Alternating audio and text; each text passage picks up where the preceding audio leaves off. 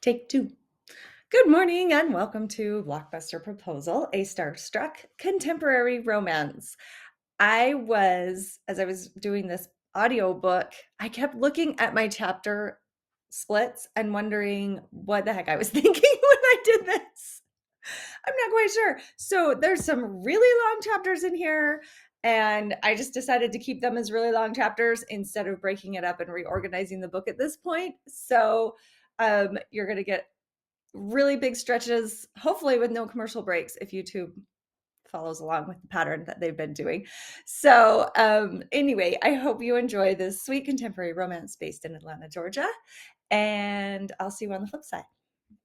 You're listening to A Blockbuster Proposal, a starstruck contemporary romance novel book 2. Written by Lucy McConnell. Narrated by Christina Dimmick. This story is mostly fiction. I say mostly because there are waitresses in the world, and there are actors, and there are police officers, there are charities and raffles, and there is most definitely a city called Atlanta, Georgia. Knowing that there's a grain of truth in the bucket, it's probable that you could find a waitress in Atlanta, Georgia, who has terrible luck. The kind of luck that sends a 17-year-old girl running into the arms of a scam artist to escape her verbally abusive father. Some would blame God, or their mother, or the presidential election for the horrible chain of events that led to Allie Laurel Gray losing her apartment, her savings, and her innocence. However, Allie never looked to place blame. Instead, Allie looked for a job. And she found one at the Star Cafe, where the owner was a barking tightwad, the tips were decent, and her coworkers were kind.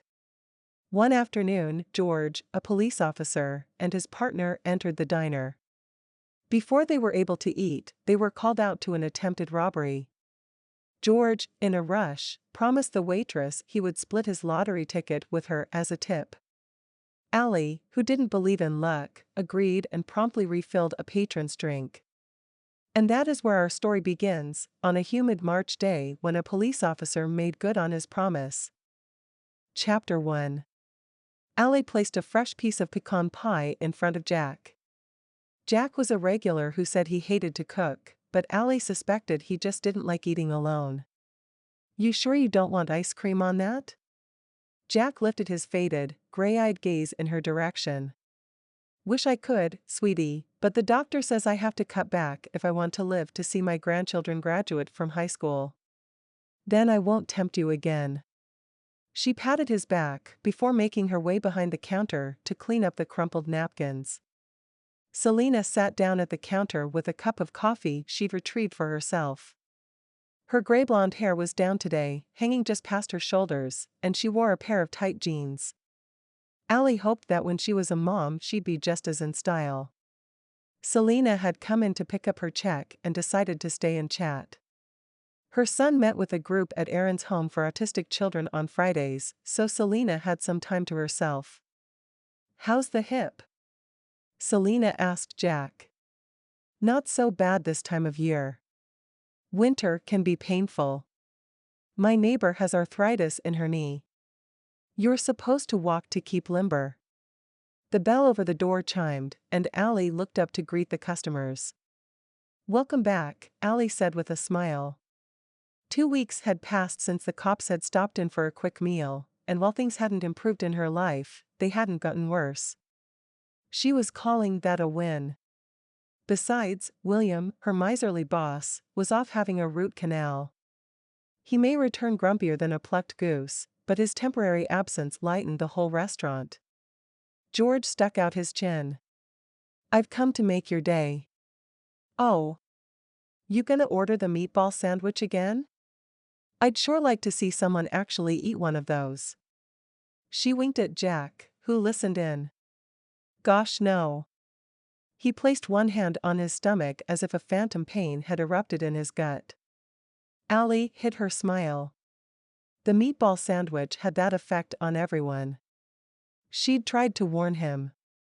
"I came back because we won." George threw his arms in the air. His excitement was lost on the small crowd. Friday morning shifts were notoriously slow. "Won what?" Allie swiped a cleaning rag across a booth. The lottery. Pizza with Anthony Green and a night at the Ritz. Wow. The name was familiar. Some baseball guy? When is it? Next Friday. Allie shrugged, not really feeling all that disappointed at missing out on dinner with a baseball player. That's my regular shift. Sorry. Isn't that the night your building's being fumigated? Asked Selena. Allie groaned. The whole building was clearing out. A decrease in the number of silverfish bugs she had to kill before going to bed would be a blessing, but she'd be homeless for 24 hours. Finding a cheap place to stay was a challenge. George kept his mouth shut, his head swinging with the direction of the conversation. Selena kicked her legs around so she faced the dining room. I'll cover for you. But you hate working Fridays. What Allie didn't say was that Selena hated working Fridays because the tips were lousy. Allie didn't have a kid to support and didn't have anywhere else to be. She'd take a lousy day of tips over no day of tips any day. Tell you what. You get Anthony Green to sign a baseball for Jose and we'll call it even. Jose, Selena's son, was the world's biggest baseball fan, and he was autistic. Allie tapped her lips with her pen as she thought about going. Jose was the cutest kid in the world. He'd go nuts over a Braves baseball. Plus, the money she'd save on a hotel would make up for whatever tips she'd miss. How can I say no to Jose? She laughed. Okay. George rubbed his palms together as he looked her up and down. Do you have anything else to wear? Excuse me? Allie glanced at her black skirt and button-up white shirt. Her clothing wasn't fancy, but she was clean and put together with her thick brown hair in a French braid. George bobbed his head. Besides Anthony, Mark Dubois and Beau McKay will be there. I've been waiting for 3 months to win this lunch and I don't want you to come and all. He waved his hand through the air. Prissy. You're embarrassing yourself, growled Jack. George backed up toward the door. I just mean, can you glam up, make me look good? Allie barked a laugh. She couldn't remember the last time she'd spent more than 5 minutes in front of a mirror. Yeah, I'll be sure to glam up. Her sarcasm was lost on George. Great. The bell tinkled as he left. Can you believe that guy? Asked Allie, hooking her thumb towards the door. Ignore him, advised Selena. What you need to focus on is those 3 hunks you'll be sitting next to at this lunch. Hunks? Asked Allie. Yes, big giant hunks of muscle and gorgeousness. Selena fanned her face. Jack snorted. You're killing me, Selena. Those guys could be your kid. Hush, Jack. I may be old, but I ain't dead. And they'd be more of a kid brother than my kid. Allie's cheeks burned. Who hadn't noticed Beau's hazel peepers or Mark's bulging muscles? She wasn't sure about this baseball player, Anthony, as she didn't follow the team like a good Atlanta native should. Jack harumphed and went back to his dry slice of pecan pie.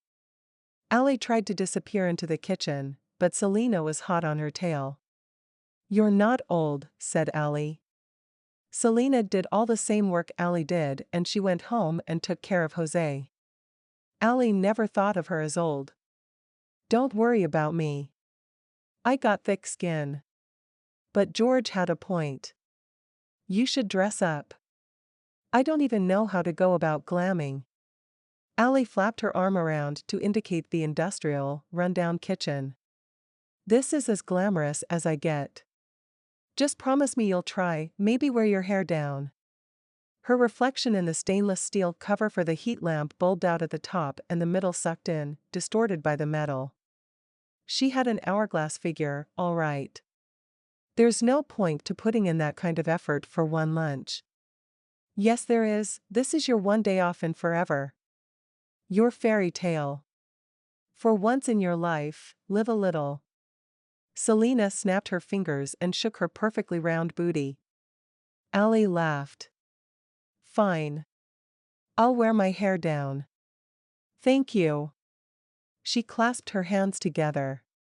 And put on those pretty jeans you have with the sparkles all over the butt. Those sparkle jeans were an impulse buy at the consignment store. She'd worn them exactly once. Why?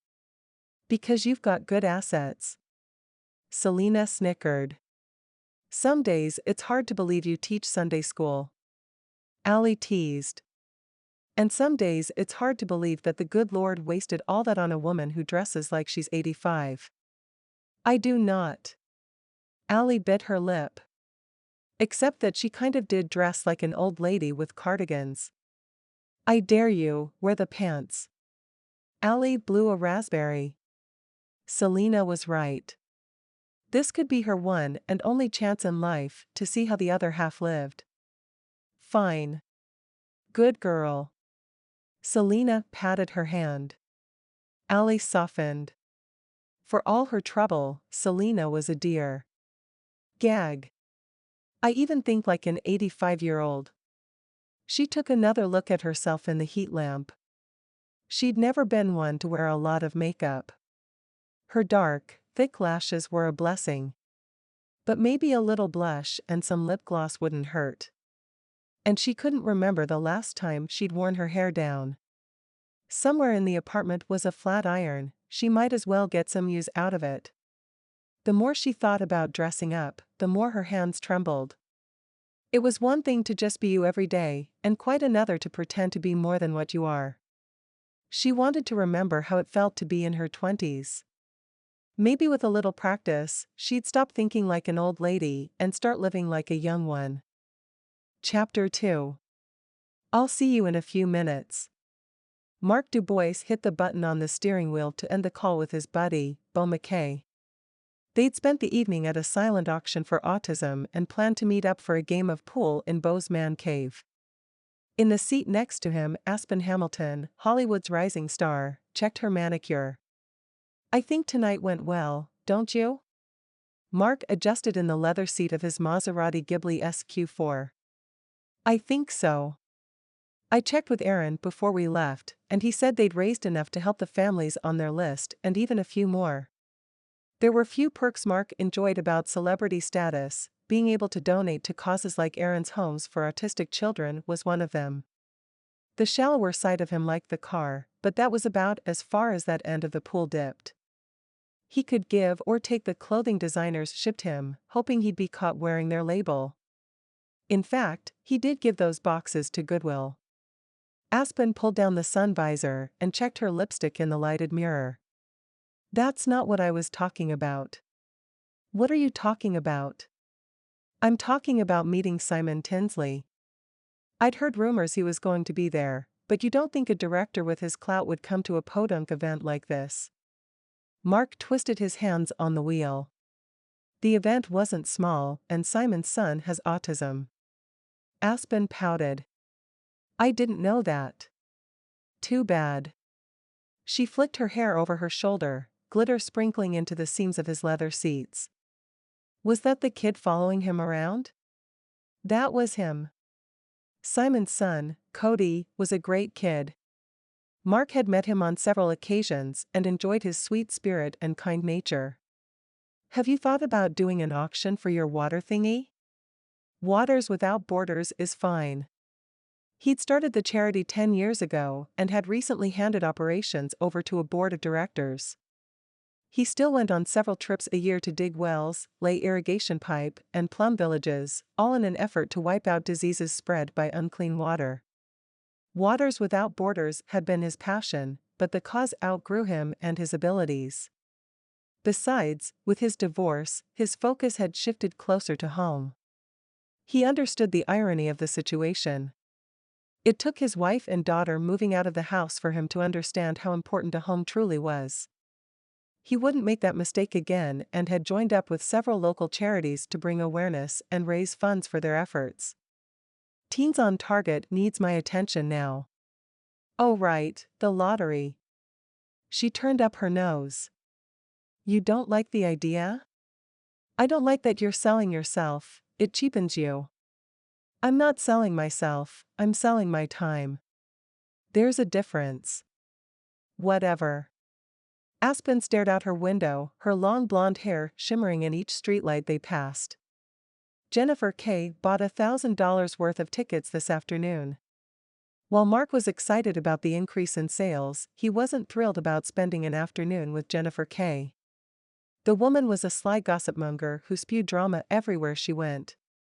He'd asked about capping the entries so one person with a high income couldn't fix the raffle. The idea of setting the tickets at $5 was so that everyone could participate and anyone could win, rich or poor. In the end, they went without a limit to encourage people to give as much as they could. The more money they raised, the more projects Teens on Target could do around Atlanta. He wondered if there were other people with nefarious motives trying to get at him or Bo or Anthony through the same channel. "How do you know that?" he asked. "She tweeted this afternoon. Pray she doesn't win." Aspen snorted. "That's your thing, not mine." Mark turned into her private drive, and she entered a code into her phone for the gate to open. "Do you want to come in tonight? We could give the press the idea we've taken our relationship to the next level." Her hand landed on his knee. Mark shook his head. The last thing he wanted to do was give the paparazzi a nice juicy story. Besides, Aspen wasn't the woman he wanted to be Chloe's stepmother. "I have an early meeting with my trainer."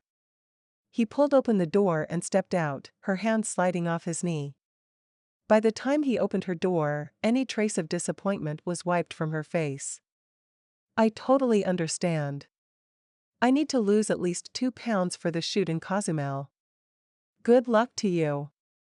She air-kissed both his cheeks and sauntered into the house. Mark didn't watch her walk to the door. Instead, he climbed back into his sports car and drove to Bo's place. He'd probably end up crashing there tonight. Without Chloe, his house was just an empty shell of a home. Shaking his head, he struggled with not having her around. He never should have married Jasmine. What he'd believed was support for his career was actually greed. She'd eagerly hitched her wagon to his star and done all she could to propel his career forward, including sleeping with a producer early on, which he hadn't found out about until they were in divorce court. Once Chloe was born and the pictures of the three of them leaving the hospital went out, Jasmine learned that a baby can bring a lot of attention. She'd petitioned for full custody, and since Mark was often out of the country for weeks at a time filming, she'd won. Bo, wearing a pair of baggy sweats and a Braves t-shirt, let him in. "Is Anthony here?" Mark asked. "Nah. Letitia didn't feel well, so he canceled." Mark shrugged. Anthony's wife was expecting their first child. She'd spent the last few weeks with Hugo Francois turning one of their spare bedrooms into a nursery fit for a prince. At the auction, Anthony and Letitia had talked non-stop about the process, smiling away. If Anthony wasn't a stand-up guy and a good friend, Mark might have to hate him for being so happy. They made their way down the stairs to the ornate pool table located in Bo's man cave. In all honesty, the whole house was a man cave. Bo had gone through 2 wives, Hollywood starlets who fell for the dashing hero of the big screen but didn't love the drama that came from being married in the limelight. Every fight, every sour look, every makeup was handed to the fans like a sample chocolate at the candy counter. Just like his own failed marriage. Mark knew there were 2 sides, but having seen the heartbreak firsthand, he stuck by Bo. Since he'd been painted as a playboy, Bo had decided to play. He hosted parties that went into the dawn's early light, kissed dates for the cameras, and drank what he wanted. Mark had never seen him so hollow. The walnut-wood pool table was shiny and the green felt top smooth. Mark removed his jacket, tie, and shoes. He pulled out the ends of his dress shirt and rolled up the sleeves. Bo grabbed his cue. "Mind if I break?" "Go right ahead." Mark's thoughts went back to the conversation he'd had with Aspen. They'd gone to the same event and talked to the same people, yet her version of the evening was completely different than his. He missed having someone to really talk to, someone with a heart. He also missed an easy shot and sank one of Bo's balls instead. "You okay tonight?" asked Bo. Mark shook his head. You ever feel like you're missing something? Like what? Bo lined up to knock the 7 ball in the corner pocket. Like real life? I don't know how you can get any more real than that. Bo pointed his cue at the image on the far wall. The picture was taken in Africa, where they dug their first well for waters without borders. Covered in mud and surrounded by dark-skinned children in brightly colored shirts and shorts, Mark and Bo grinned. I mean, an everyday real life. Is it strange that the only time I feel like a real person is when I'm in a well or with Chloe? So what? You want to quit acting and become a plumber? I want substance. Someone real. No one is real. Mark thought of the teens that he volunteered with on a monthly basis. Kids are real. I don't recommend that you date a child. Bo dropped the 7 ball in the corner pocket. Thanks for that, Mark griped. Bo leaned on his cue. What are you really after? Mark considered the question. I guess what I really want is someone who doesn't want anything from me. Bo slid his cue back into its holder on the wall. If you're not going to be realistic, then I can't help you. What do you mean? Everyone, and I mean everyone, wants something. Your ex wants alimony. Your assistant wants a paycheck. Heck, even Chloe wants your time and attention. You're looking for a fairy tale. Mark stared at the floor, his heart dropping into a side pocket as easily as one of the balls on the table. Maybe I am. I'm going to bed, you staying over? Yeah. We can hit the gym together in the morning. Sounds good. Mark usually looked forward to working out with Bo. They were evenly matched in weights, so they wouldn't have to find someone to spot for them. But not even the chance to smack talk with his best friend brightened his outlook on the world. Maybe he was too jaded. Maybe seeing all the heartache and physical difficulties he witnessed in his travels had colored his thoughts. Maybe real life was a fairy tale. Anthony has a beautiful wife, a baby on the way, time for both. Love. Home. Family. The lucky jerk. Mark chose acting as a career. He just didn't know he'd be giving up so much in the process. There had to be a way to have a marriage and do the work he loved. Even a star's stars could align once in a lifetime. Sunday afternoons were one of Mark's favorite times.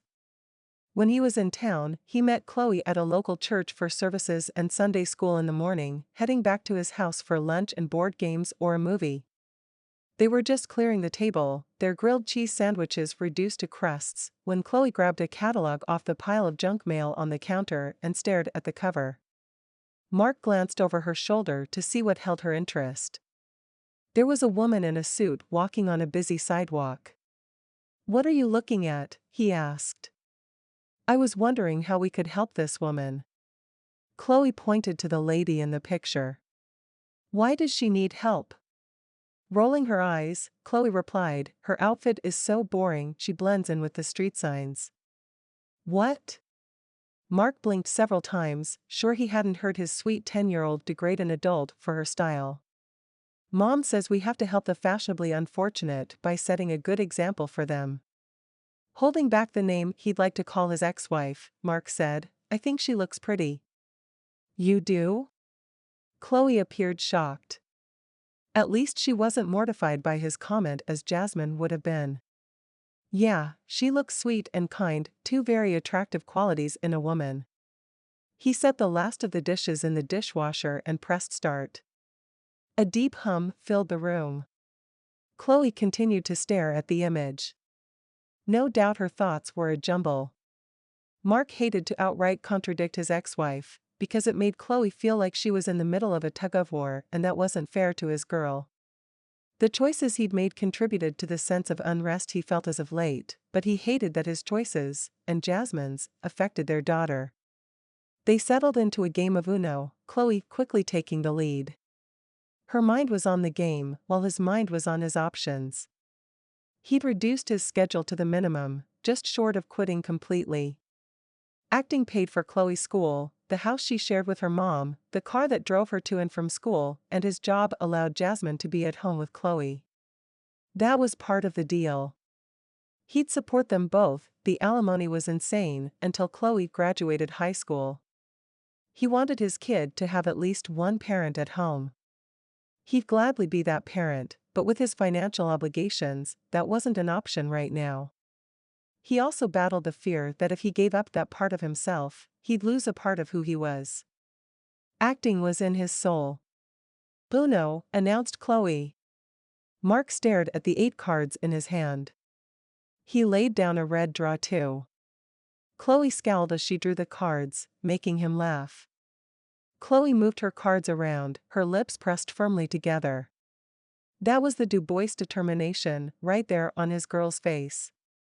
He wasn't giving up on gaining full custody. After all, the Duboises weren't just determined, they could be stubborn too. Chapter 3.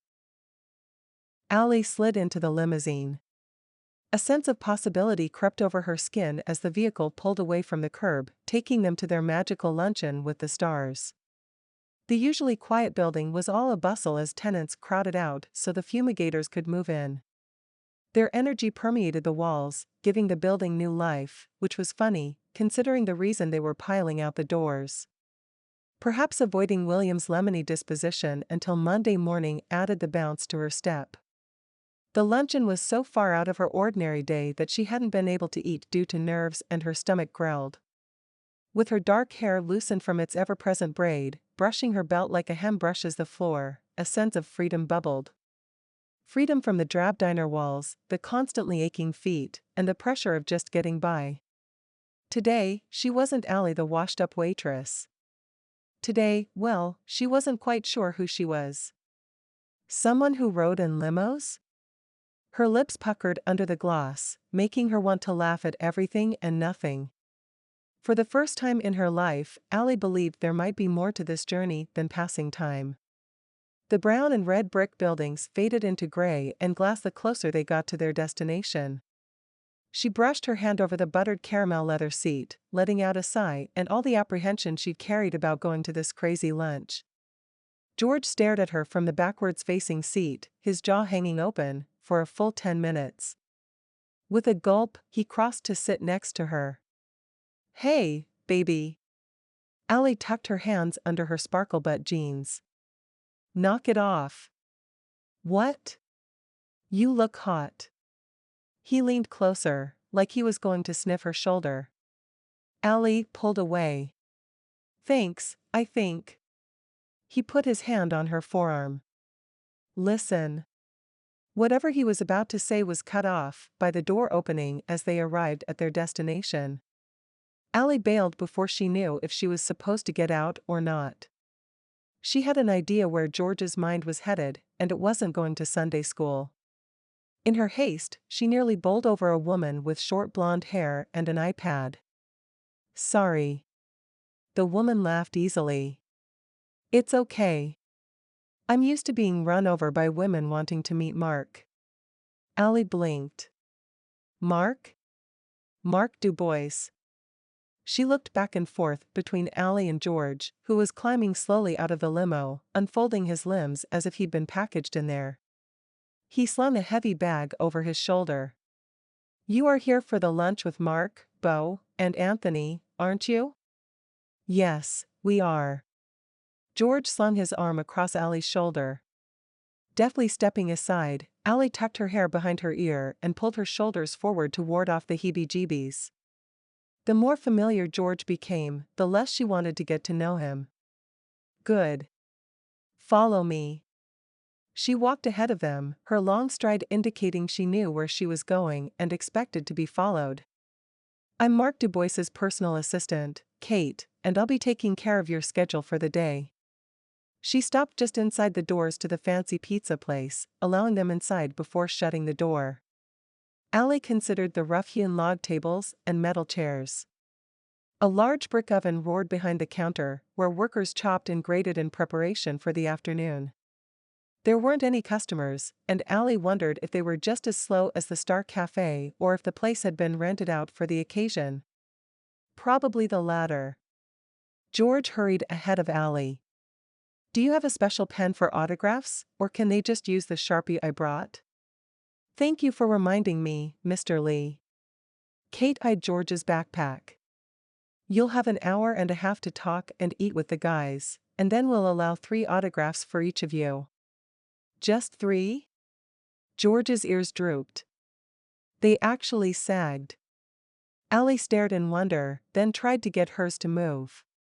The most she accomplished was making weird faces. She caught Kate watching and composed herself. I was hoping to pull in some awesome gifts for the guys on the force, added George. I'm sorry, sir. Kate's authoritative tone cut off his protests.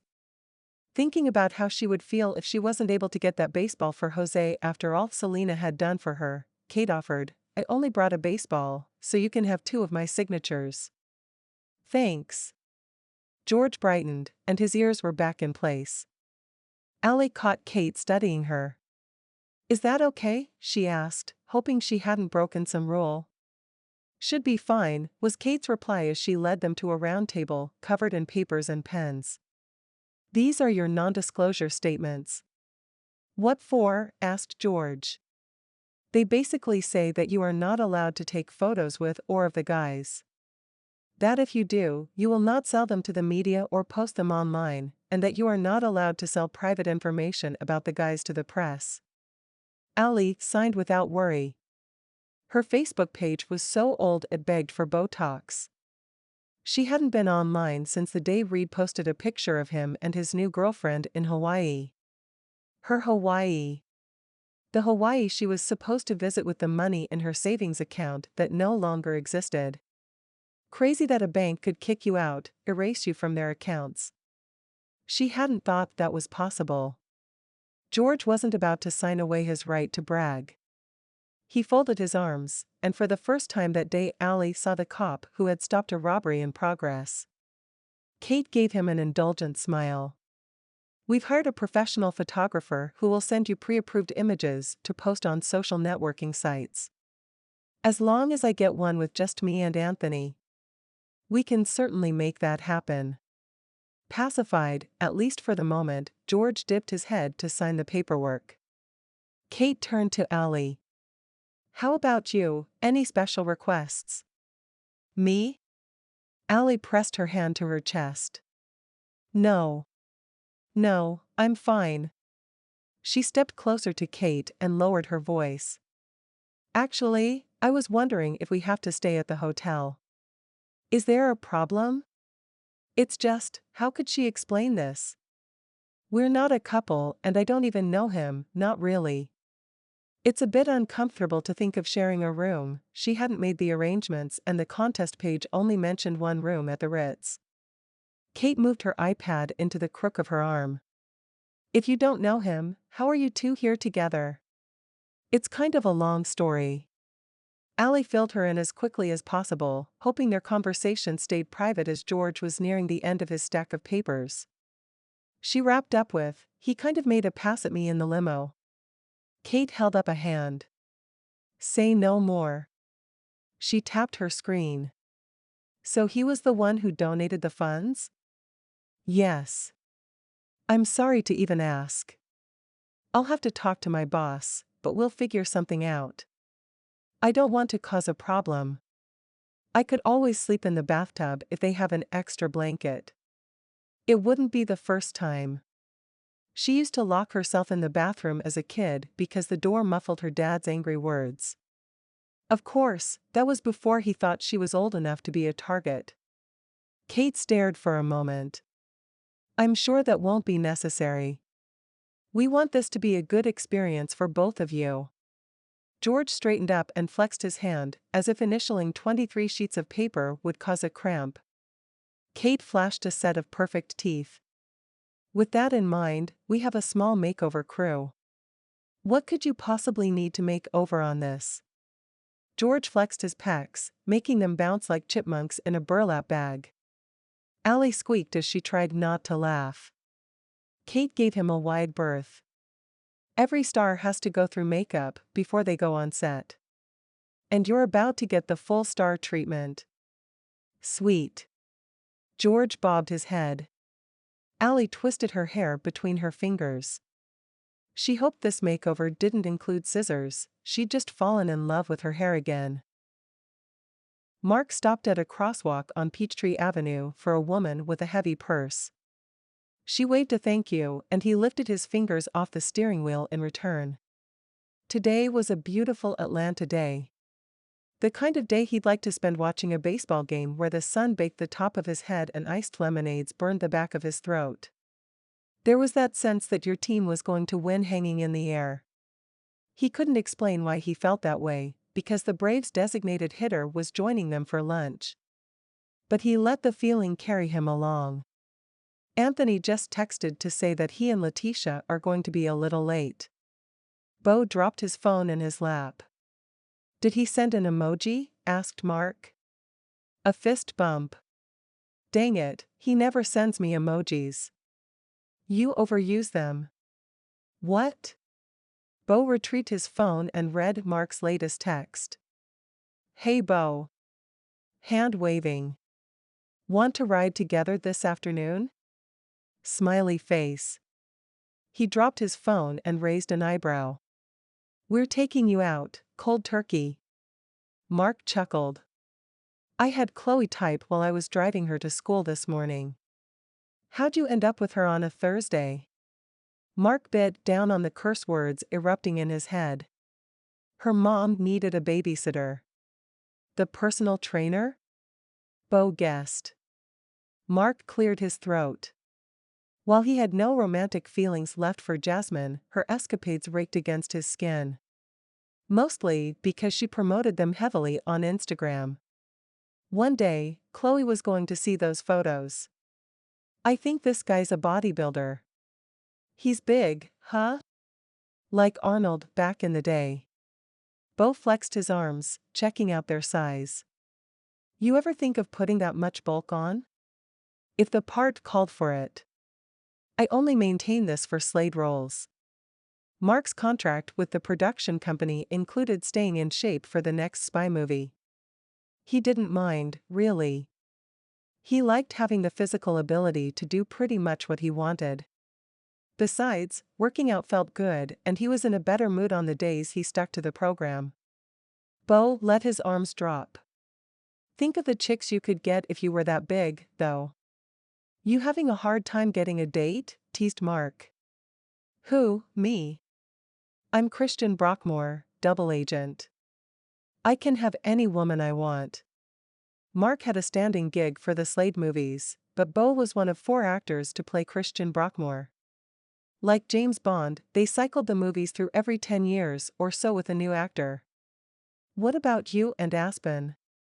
Bo asked. I'm not gonna open that can of crazy. That's harsh, man. It's not like that for us. We're Hollywood friends. What does that even mean? Mark maneuvered his car into a parking space half a block from the restaurant. It means that as far as the press knows, we're a couple. She's my standing date for public events. But in real life, we don't even talk. No strings and no drama. And no sex, Bo added with a raised eyebrow. There wouldn't be any anyway, not without a wedding vow. A vow of silence is all I need. You really are a jerk sometimes, you know that, right? Mark undid his seatbelt. Yep. Mark's phone rang and Kate's picture appeared on the dash. He put the call on speaker. Hello? Hi, Mark, we have a situation. Mark exchanged a look with Bo. What's going on? One of the contest winners is asking for another hotel room and I need you to authorize the charge. Mark sighed. People always wanted more. He'd hoped to have a nice lunch with some fans, talk movies and baseball. Not have to put up a wall to protect himself from being sucked dry. Bo ran his hand through his hair and shook his head. Does it have to be at the Rooties? Good question, muttered Mark. They'd splurged on that one, hoping to encourage the wealthy to open their wallets a little wider. Any money they spent would have to come out of the funds earned through the contest, which meant Teens on Target would be out an extra $1,000 or more because of the last-minute booking. The original documentation and advertisements don't specify, replied Kate.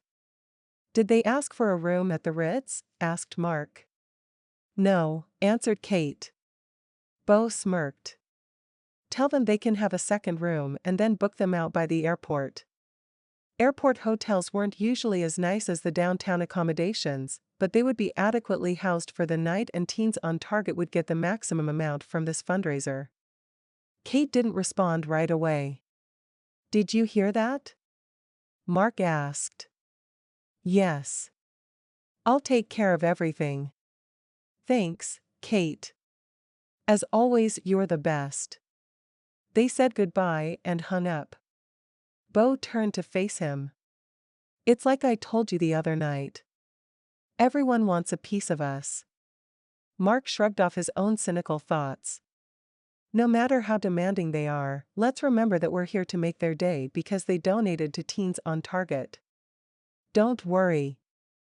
I'll be on my best behavior. Bo's reassurance should have soothed Mark's worries, but knowing Bo as he did, they didn't. Mark turned off the car and they made their way down the tree-lined sidewalk. Chapter 4.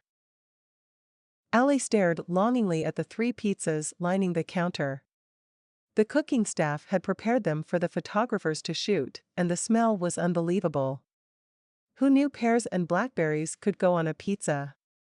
This adventure had already taught her all sorts of things about the world beyond the diner walls. She couldn't believe she was going to have lunch with some of the hottest men on the planet. Speaking of superstars. Allie ran her hand over her silky locks. The makeover session had been fun. They didn't try to cut her hair, but added a shine spray to what she'd done with a flat iron that morning. With a brushing of mineral powder and a lip stain that was supposed to last through eating a pizza, she'd been pronounced ready to meet Mark, Bo, and Anthony. Her stomach tumbled. A beautiful woman with a baby bump came through the front doors. She moved like a model, all poise and posture, heading straight for Kate. George put his phone in his back pocket. She'd given him the silent treatment when he offered to see how long that lip stain could really last. All right. Kate lifted her hands to get their attention. Allie sat up taller. What we're looking for here is a big entrance. Can you do the whole scream and flutter your hand bit? She asked Allie. Allie made a face. Are you for real? I can tell it's not your MO, but this video will be used to raise awareness for Teens on Target. A little theatrics can go a long way. Allie thought of the kids who had painted her building. They'd given up a Saturday to beautify Atlanta, and for her, even if they didn't specifically know her. The least she could do was flutter. Yeah, I mean, if it will help the kids. Kate relaxed. Thanks. The guys are almost ready. She took 2 steps away and pressed her phone to her ear. George rubbed his hands together. This is gonna be epic. He glanced over her and licked his lips. You're a pig. Allie stuffed her hands in her pockets. At least, she tried to stuff her hands in her pockets. The tight jeans made it a struggle. She offered up a quick prayer that the extra hotel room had been made available.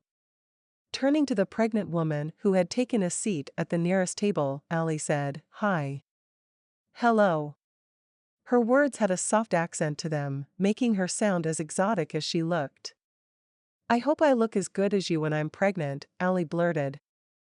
Thank you. Are you married? Me? Oh no. I mean, I was, but he turned out to be a tool. Really? The woman cocked her head. Yeah. Anytime I wanted to throw money away, I used him. Well, more like he used me. She paused. Maybe I was the tool. No way, you're too good for the likes of him. She flicked her hand as if flicking away reed. If only getting rid of him had been that easy. Enough about me, tell me about this little one, boy or girl? I haven't found out. She leaned in, drawing Allie closer with a wave of her hand. To tell you the truth, I'm scared to death to be a mom. Allie placed a hand on her shoulder. You're going to be a great mom. She blinked. You're just saying that because you are good. You don't know. Allie laughed. I do too know. You're kind. That's one of the biggest requirements. She looked down and rubbed her belly. I needed those words. Thank you. Anytime. Did you win a raffle too? Asked Allie, hoping they could spend the afternoon together. Meeting one super hot guy would be hard enough, but 3 of them was just overwhelming.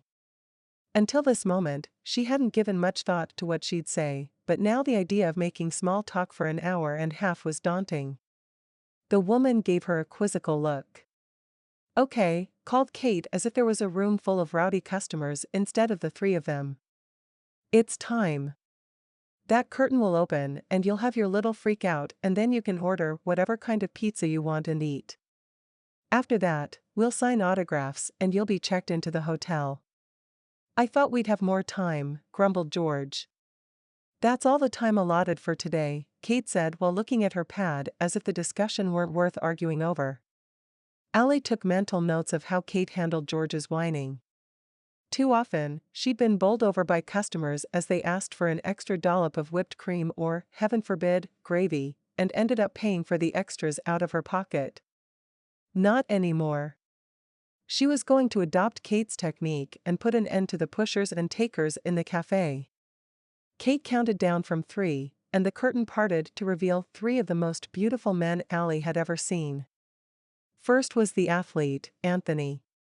He wore a tight-fitting Braves shirt that accentuated his muscles and complemented his dark skin along with a pair of jeans. Next was Beau McKay. Though he was seriously good-looking in his well-fitted jeans and button-up shirt, Allie was surprised to see a touch of gray at his temples and wrinkles around his mouth. In his movies, he still appeared fresh out of acting school, though his skills were far beyond a beginner. Lastly, though certainly not least, was Mark Dubois. It was a good thing Allie had started on the other end of the trio, or her eyes would have never gotten past Mark. His hair, longer on top and shaved on the sides, was boy next door adorable, while his turquoise blue eyes electrified her heart, shocking the organ into palpitations. His broad shoulders and trim waist were draped in easygoing faded jeans and a white t-shirt that pulled across his muscles. Holy moly, the guy was face-fanning hot. Speaking of face-fanning, Kate was waving at her to get on with the freak out. For the teens. Eee.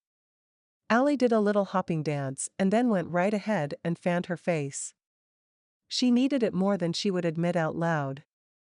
She sighed heavily, placing her other hand over her heart. Her squeal startled George into action. He stepped in front of Allie and thrust his hand out for Anthony to take. In no time, he was pumping arms like he was running for governor. Allie held back, letting him have his moment. After all, neither one of them would be here if he hadn't bought that raffle ticket in the first place. Plus, she wasn't sure what to say. Hi, I'm Allie, would you like gravy on that? Was all that came to mind. When he got to Beau, George slapped him on both shoulders. I can't believe it's you. Say the line, go on, say it. Beau's mouth twisted wryly. How many times had he performed this for fans? Poor guy. Allie shook her head. Wait, this was Beau McKay, Atlanta's self-proclaimed player. Poor little rich guy indeed. Dipping his chin and lowering his voice, Beau said, you only crossed that line once. George threw his arms in the air. Yes. That was awesome. Beau chuckled. Gesturing to Mark, he said, this is my good friend Mark Dubois. Of course. George stepped forward and gave Mark a man hug he wasn't quite ready for. Mark pounded him on the back, and George coughed hard. Allie bit her cheek to keep from smiling. You're my favorite on-screen cop. George stared at Mark like he was a real hero and didn't just play one in the movies. I mean, you must really shoot. You handle a gun like you've been trained. He does, stepped in Bo. Mark, tell him about going through FBI training while you two order pizza. Mark smiled, but his tight jaw and cocked shoulder told Bo he was in trouble. Anthony, you coming? Asked George, too excited to let this baseball guy out of his sight. She watched Mark walk away, a very happy moment indeed, for his backside was just as beautiful as his. And who might you be? Bo put his arm around her waist. Allie looked up and into his alluring hazel eyes. He'd turned on the on-screen charm he used to seduce women, and she played along, for the kids. Giggling, because the room was tipping, she placed her hand on his well-defined chest. I'm, like, your biggest fan. She quickly removed her hand and pressed her palm over her mouth to stop twittering. Bo's smile warmed considerably. Let's get a table. Don't you want pizza? Allie really wanted pizza. She was lightheaded enough from lack of food, and all these muscles in one area weren't helping. I'll have them bring some to the table. He pulled out her chair and motioned to one of the servers in a white chef's coat. Allie twisted in her seat to watch the guys watch their pizza cook. Mark turned at the same moment, and their eyes met. A sweet charge shot through her belly, and she froze in place, worried that if she moved she'd wake up in her bed. Mark winked, and she melted against the chair. That was so not fair. No man should have that kind of power at his disposal. A server appeared with several pizza pies, which he placed in front of them. Can I get you a drink? He asked Bo. I think the lady should order first. I'll take a water, please. Bo chuckled, the cleft in his chin deepening. I'm buying, so order whatever you want. Thanks, but I don't drink. He shrugged, ordered beers for the rest of the table, and turned his full attention on her again. Hi. Hi, she half whispered, uncomfortable under his attention. Not uncomfortable like she was with George. That was repulsion mixed with the panic of having a spider in your hair. This uncomfortable feeling came from knowing he could see right through her act. Like he knew she wasn't some fancy pants woman. The other three took their seats around the table, with Mark ending up on her left. He smelled of some manly cologne and leather. Heaven help me. Where does a guy pick up the smell of leather? Bo was bad enough with his cocky grin and expensive cologne, but she could write him off as a man looking for a fling. Mark was something else altogether. He was interesting. Taking a deep breath, she reminded herself that today was about living like the other half, about being in a fairy tale, and by darn it she had on her sparkle pants. She was on the verge of introducing herself to Mark with a confident handshake when Bo leaned forward. Anthony, Mark, this is Allie, and she doesn't drink, said Bo. Allie gave them all her brightest smile. I do eat, though. Pass me a slice, will you? She directed her words to Anthony, the least threatening of the three because of the ring on his left hand. She should have sat by him. Way less pressure over there. George would have killed her, though. He was as enamored as a 15-year-old boy and just as ready to shove her to the ground for talking to his Anthony. He took a large bite and then talked around the food. How'd spring training go this year, Anthony? The guys leaned over the table, reminding Allie of her older brother and his friends. She leaned back, enjoying the meal, content to let George have his moment. At least with him here, she didn't have to make conversation. Just as she took a large bite of pizza, Mark turned to her and asked, "Are you a baseball fan?" Choking, she took a sip of water to clear her throat. Mark Dubois was looking at her with his vibrant blue eyes, guarded though they were. Although what he thought he needed protection from she didn't know. Nor did she understand how she got that vibe from him so easily. Taking in his broad shoulders and sinewy forearms, she assumed he could protect himself just fine without having to put up walls. She wouldn't mind being protected by those arms. Stifling a giggle, she took another drink of water before she realized she hadn't answered him. "I'm sorry, what did you ask?" Mark inclined his head. When the curtain had opened and Allie squealed, he'd brushed her off as another crazed fan. But when their eyes met across the restaurant, he'd practically tripped into her gaze. That had never happened before, not to him. "Do you like baseball?" he repeated, wondering if he'd stuttered. He might have, his tongue was thick. "Sure, go Braves." Her fist punched the air and stayed there. After a moment, she tucked her palms under her legs. "What do you like to do?" he tried again. Glancing up at him from lowered lashes, she practically whispered, "I don't really know." Interesting. Was she a workaholic? Was she dating someone? "What's your job?" Usually the fans were the ones peppering him with questions, but he couldn't stop them from coming. Allie glowed. Not in the glimmer and gloss way that Aspen liked, but there was this light that she put out in the world. He couldn't explain how, and yet she was shining away like a beacon. "I'm a waitress." "A waitress?" He looked her over. She didn't look like any waitress he'd ever seen. "Not your dream job?" he ventured. "Heavens no." She reached for the crust left on her plate and tore off small bits, her hands trembling. Her response left him wondering what she would do if she could do what she wanted. Did she have a dream job? Did she have dreams? "What do you do on your days off?" Allie stared at him. "Do you really want to know?" "I mean, you don't have to talk to me if you'd rather talk to them." She gestured towards the guys. Mark stared back. He hadn't met a person so unassuming in his life. "I really want to know," he replied, leaning closer. "All right, then." She glanced up and then quickly away. He wanted her gaze back, wanted that link to her, and found himself frustrated that she'd taken it away. "I work as the maintenance person for the building I live in. So I clean out drains and stuff like that." She made a funny face. Mark chuckled and put his arm across the back of her chair. "I also conduct the children's choir at my church." Her eyes went wide. "It's not my church. It's God's church." "But I go there." That sounds like, Mark searched for the right word to describe wrangling a bunch of children. "A lot of work." She laughed lightly, the sound sparking deep inside him, awakening feelings he hadn't felt for a very long time. He leaned back in his seat, startled at the zing of attraction that went all the way to his toes. He studied her, wondering how a woman's beauty could be as effortless as it was downright gorgeous.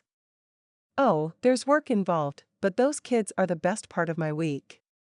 They're so sweet and love to sing and move, and they're so full of love. They don't care if you're a washed-up, divorced waitress or a bloomin' billionaire, they just want to spend time with someone who thinks they're wonderful." She ducked her head. "I'm rambling." "No, you're talking and it's nice." Mark scooted as close to her as he could and still remain on his chair. He took a long swig from his drink to relieve the sudden dryness in his mouth. "What's your favorite song to sing with the kids?" "Build an ark," she replied without hesitation. He could easily guess the subject matter, so he asked, "Why?" "Because it has a great message and an upbeat tempo so the kids can wiggle and dance. We made up all these movements. It's fun." Mark discreetly admired her long hair and thin frame. He could imagine her being silly and singing about Noah and 2x2s and rain, but he very much wanted to know if the image in his head resembled the real deal. "Let me hear it." "Oh, I couldn't." She turned rosy red. Her eyes darted to the guy she'd come with. He was showing Anthony a scar on his forearm and bragging about sliding into third base. "Just a few lines," Mark encouraged quietly. "I have a daughter, maybe she'd enjoy learning the song too." She sucked in as if she could draw courage through her breath, before nodding. He'd sing this song 1,000 times with Chloe, just to remember the blush on Allie's cheeks. Allie cleared her throat. I can be like Noah, she began. Her voice was pure and sweet. Gaining confidence as she went, she did little hand movements for each line, her eyes dancing and her body swaying, putting on a performance that drew in the guys on the other side of the table. Their conversation stopped. Mark had the insane desire to move with her. No wonder the kids loved her. He stopped dead in his thoughts, real. Allie wiggled her fingers and waving her hands to imitate rain. When she finished, the whole table clapped and she turned bright pink, just like he thought she would. The sight made his heart pound against his rib cage. Do you sing professionally? Asked Bo. No. Well, I did a few musicals in high school and at the local theater, but that was a long time ago. She fumbled with her napkin, clearly uncomfortable being the center of attention. Bo, what's your latest movie? George asked, and the conversation changed. Mark nudged her with his shoulder, the contact zinging right to his gut and then bouncing around. You should try performing somewhere. At least karaoke, it's obvious you love to sing. Thanks, but that ship sank a few years ago. Mark was cut off by Kate, who appeared in front of their table. Has everyone had enough to eat? She didn't wait for a response. Okay then, let's come over here and get those autographs going. George pouted like a 5-year-old as he got out of his seat. Mark reached out to put his hand on the small of Allie's back and yanked it back at the last second. Stuffing his hands in his pocket seemed like a good idea. She checked her phone. Are you in a hurry? She tucked the phone guiltily into her back pocket, all covered with sparkles. Yeah, he'd checked out her backside. He was a guy, okay? Just excited to get to the hotel and soak in a tub. The conversation with Kate about the additional hotel room came to mind. Had Allie asked for the extra room, or was that George? Probably George. He dropped several hints about making lunch a standing monthly get-together or meeting up for a game sometime. Mark glanced down and found a baseball in Allie's hand. For Anthony, no doubt. And there would be a t-shirt or glossy photo for him to sign too. He'd been temporarily blinded by her cute choir director performance. But in the end, Allie was just like everyone else who wanted a piece of him. At least he'd seen a flicker of truth in her. But, he cautioned himself, a flicker wasn't enough to sustain a relationship of true value. Except his gut told him that Allie was different in all the right ways. Allie handed the baseball to Anthony. Can you make that out to Jose, please? Anthony poised the Sharpie over the ball. Sure. Is that your son? He's my friend's son. He's the cutest kid in the world and he's probably your biggest fan. Excitement to give Jose the baseball built inside her chest and bubbled out as a laugh. He'll probably sleep with it. This is going to make his year. Has he been to a game? Asked Anthony. He has a hard time sitting still. Sounds like a kid, you should take him, said Mark. He'd stuck close to her side and at one point Allie swore he'd touched her back. When she turned, his hand was in his pocket. Maybe she'd only been hoping for the contact. Allie shook her head slightly. He has autism and a few other health problems. Getting him to his social group is a major effort. He couldn't sit in the stadium seats for long. A deep line appeared between Mark's brows. Where's his social group? At Aaron's home for autistic children. They have a craft class on Fridays that he loves. Anthony handed her back the baseball. Maybe I could help with that. He gestured to the pregnant woman Allie had talked to about being a mom. She'd hung out in the corner with Kate and a few of the other staff members during the lunch. Maybe she was Anthony's personal assistant. That would explain the funny look she gave when Allie asked if she'd won a contest too. She glided over to their group, seriously so graceful. Did we give away all the VIP tickets yet? Anthony asked. She placed her hand on Anthony's arm. Not in a possessive way, but in an I can hardly stand being so close and not touching you way. Allie glanced down to see their matching rings. Oh. Not his personal assistant, his wife. She watched the two of them discuss the ticket situation, all while having a whole other conversation, one that asked how she was feeling. She replied that she was tired but happy to be here, and he said I love you, all without speaking a word. Allie pressed her hand against her chest, where an ache for someone to love like that opened a hole. She'd thought Reed would be her one and only forever and always, but he wasn't. Giving up that dream of someone to love had been harder than giving up that no-good cheat. Allie stole a glance at Mark. Falling into eye conversations wouldn't be difficult with him. Her cheeks burned. She shouldn't even entertain thoughts like that about him. Different universes. I think we have a few left. Why? Asked Letitia. There's a kid named Jose who needs to see a home game. Anthony brushed his wife's hair over her shoulder. Surprised by his generosity, Allie waved her hands. You don't have to do that, really, the baseball will be more than enough. Nonsense, let me get your address and I'll have them sent over. They're box seats. Allie held up her hands. What does that mean? It means he'll have a couch to watch the game from, said Anthony. That's really so sweet of you. Allie knew she was gushing, but there was no stopping the torrent of gratitude. He posts the schedule on his bedroom door every season and marks who won and who lost, and he talks about the players like he knows them. He's going to flip out.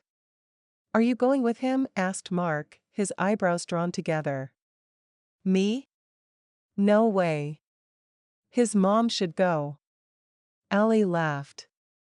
Who do you think taught him all the players' names? Mark frowned. Allie glanced at the group. George looked like he could lock her behind bars forever. Oops. Selena is one of my heroes, the kind of person who's handed a tough life and thanks the good Lord for the privilege. The group stood there, staring at Allie. She folded her shoulders in, embarrassed. Did you have something for me to sign? Asked Beau, stepping into her personal space. She smiled. Beau's attention was flattering, kind of nice to know a guy who dated supermodels wasn't repulsed by an everyday waitress, but he wasn't what she was looking for. I didn't. Allie furrowed her brow. I feel horrible. I didn't think I'd upset y'all if I didn't bring something for everyone. She didn't mention that she'd given her 2 other slots to George. He was happily chatting up Mark about sports cars. Beau grabbed a napkin. How about Jose's mom? Maybe she'd like an autograph. I think she'd swoon. Allie laughed. Maybe I should give her this in person, then. Beau's charm went up 3 notches. That might trigger a heart attack. How old is she? She's in her late 40s. That's a little older than I usually date, but Beau's hazel eyes danced. Probably a good idea to steer clear. She could be more woman than you can handle, Allie teased back. To her surprise, Beau hugged her. He had to bend down to get his arms around her, and the experience brought to mind being hugged by a bear. He was so darn big, but the sentiment behind the contact was sweet, brotherly even. She turned her head on Beau's shoulder and met Mark's gaze. While Beau may be easy to joke with, Mark was the one who truly put her at ease. At ease enough to sing in front of men who took the stage for a living. Yes, Mark's strong jaw, piercing blue eyes, and overwhelming physique left her mind spinning and her temperature rising, but his sincere interest had drawn her into a place she hadn't intended to go. Goodness sakes, she'd never be able to go to a Slade McCoy movie again without melting into a pool of popcorn butter and desire. Do you want me to sign something too? Mark asked. There was an edge to his question that took her off guard. Despite knowing this would be her last conversation with the famous movie star, Allie couldn't help but blush. Sorry, I'm all out of napkins. Mark's shoulders fell, like she'd hurt his feelings. Poor famous Hollywood star. There were probably 50 women outside right now who would love to have his autograph. Little ol' Allie Gray couldn't hurt his feelings, could she? She watched him from the corner of her eye as he thanked Kate and the others who made this all possible. Kate ushered George and her through the growing number of fans and into the limo. Allie glanced over her shoulder for one last glimpse of the life she was never meant to live but had been gifted for one afternoon. As nice as they all were, Mark was the only one she would have stood outside a restaurant in the Georgia heat for the opportunity to see again. Maybe she should have had him sign the back of her shirt just so that when she was back to being a waitress at a rundown cafe, she could remember how it felt to have Mark Dubois's undivided interest tingle over her skin as she sang. The inside of the limo was dark and Allie's eyes took a moment to adjust. When they did, she found George leaning way too close, a conspiratorial look in his eye. That was a great time. It was. Thanks for the tip. Allie leaned her head against the seat, soaking in the clean carpet scent and the feel of rich leather against her skin. Leather, like Mark. He must have leather seats in his car, and that's how he picked up the scent. Sensuous warmth ran through her veins as they pictured him driving off, wearing his shades, his strong jaw flexing as he maneuvered deftly through downtown traffic. George leaned his shoulder against hers, jerking her out of her daydream. I have a girl on standby, but if you say the word, you can stay the night with me. EW. No, thank you. Allie scooted closer to the door. Kate cleared her throat. There are a couple points we need to go over. What about you, sweetheart? Wanna spend the night at the Ritz? George winked, his ears wiggled. Kate stared him down until George slunk into his own corner of the car. When he was sufficiently subdued, Kate continued, the room is covered, but you'll need to give them a credit card for incidentals. No way. George bolted up in his seat. They aren't covering room service or anything? Cheap sons of a. Kate cleared her throat. Allie pressed her fist to her stomach. Her credit card had disappeared with her ex-husband. The bill, however, showed up on the 15th of every month. The company shut down the card, but there were still a couple $1,000s worth of charges to clear up. In the meantime, she couldn't qualify for a new one. Now what was she going to do? With her apartment covered in noxious fumes, she'd be sleeping on the side of the road. You have $100 limit for incidentals. Any amount over that will need to be covered by you. George grumbled but didn't argue further. Allie faced the window, where the girl staring back at her turned green. The car slowed to a stop in front of the Ritz. Kate pointed to George. This is your stop.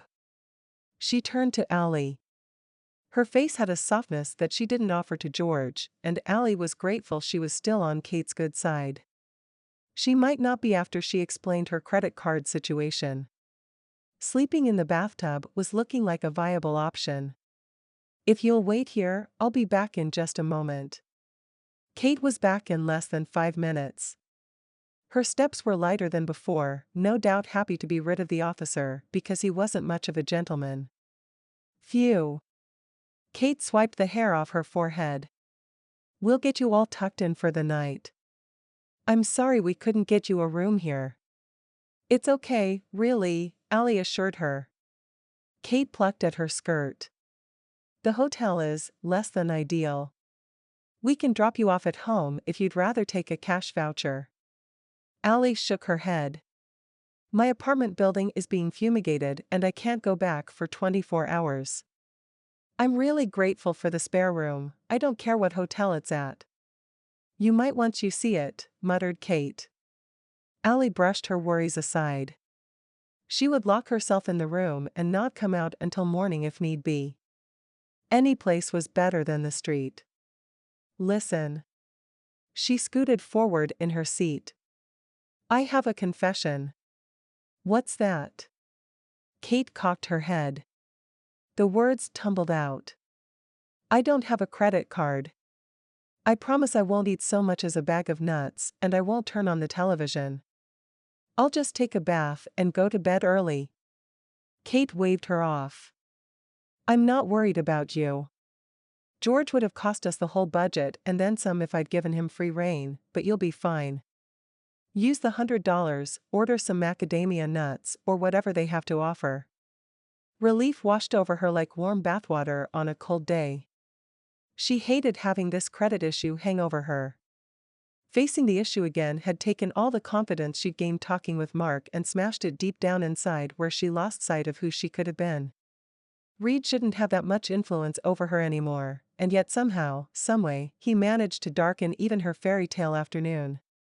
What she needed was a big dose of Mark. She blushed just thinking about him. Unfortunately, the clock had struck midnight and she'd turned into a pumpkin. Or maybe she was the mouse, timid and vulnerable. Either way, she wasn't the princess. They pulled to a stop outside of a two-story hotel with a broken front door and window units leaving stains under every window. Gritting her teeth, she steeled herself to sleep with the lights on to keep the cockroaches at bay. She was back to her reality, and she might as well get used to it. Chapter 5. Mark hung around the pizza place with Beau, Anthony, and Letitia. The late afternoon sun bathed the place in a rosy glow.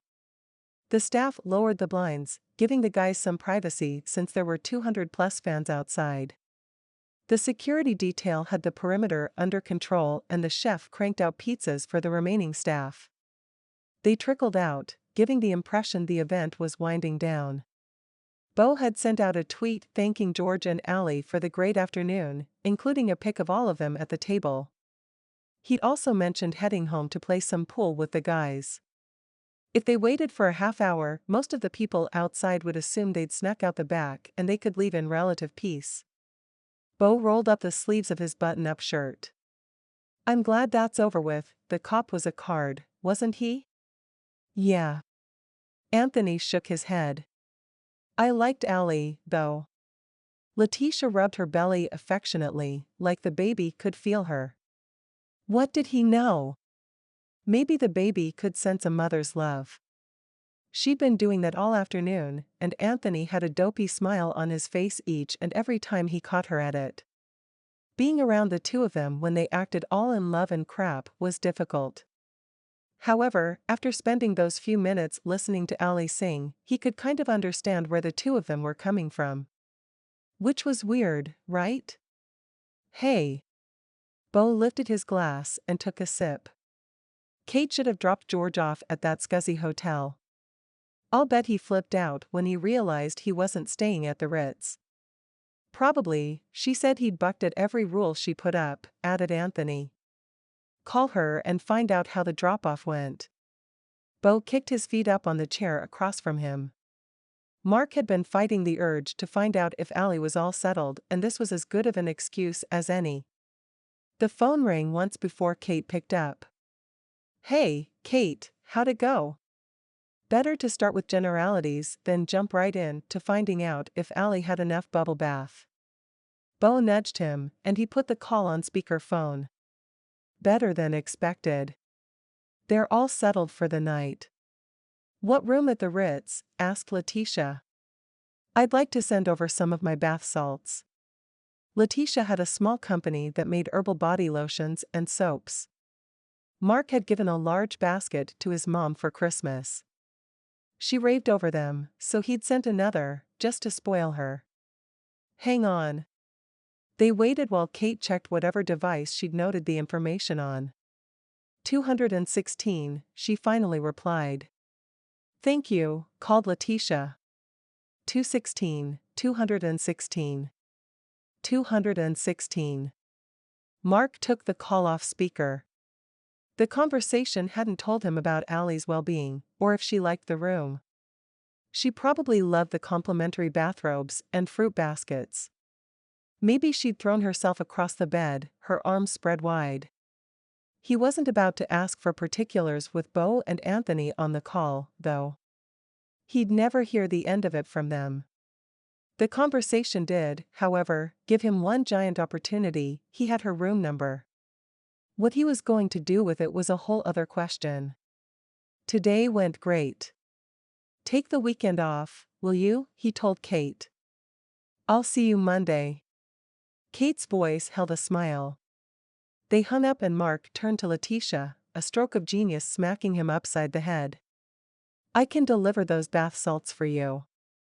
Letitia pointed over her shoulder. "I've got some in my trunk." "You don't mind?" "Not at all, the hotel is on the way home. I'll just hand them to the footman and be off. It'll take 3 minutes, tops." "That would be great. I'm ready for a nap." "Just a nap?" Anthony kissed her hair. Letitia's movements were laced with sleepiness. "Yes, just a nap, a 12-hour nap." It was only 6:30, but Mark remembered Jasmine getting tired early too and was doubly glad he'd offered to deliver the gift. They made quick work of getting the items from Anthony's car and into his. Most of the fans had indeed dispersed after Beau's tweet that they were leaving, and those that remained were entertained by the man himself. Beau never seemed to tire of being in the limelight, and Mark was more than happy to hand the screaming fans over to him after he promised to call a cab. The drive to the hotel wasn't long, and yet the sun had set and the city lights came alive before he handed his keys to the valet. Mark debated going through with his little plan to what? To check on Allie?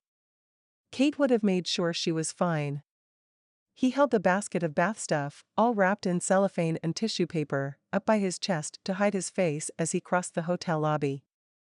Dimly lit crystal chandeliers blushed the room with a golden glow. The sound of his steps on the marble floor was muted by the wood walls painted black.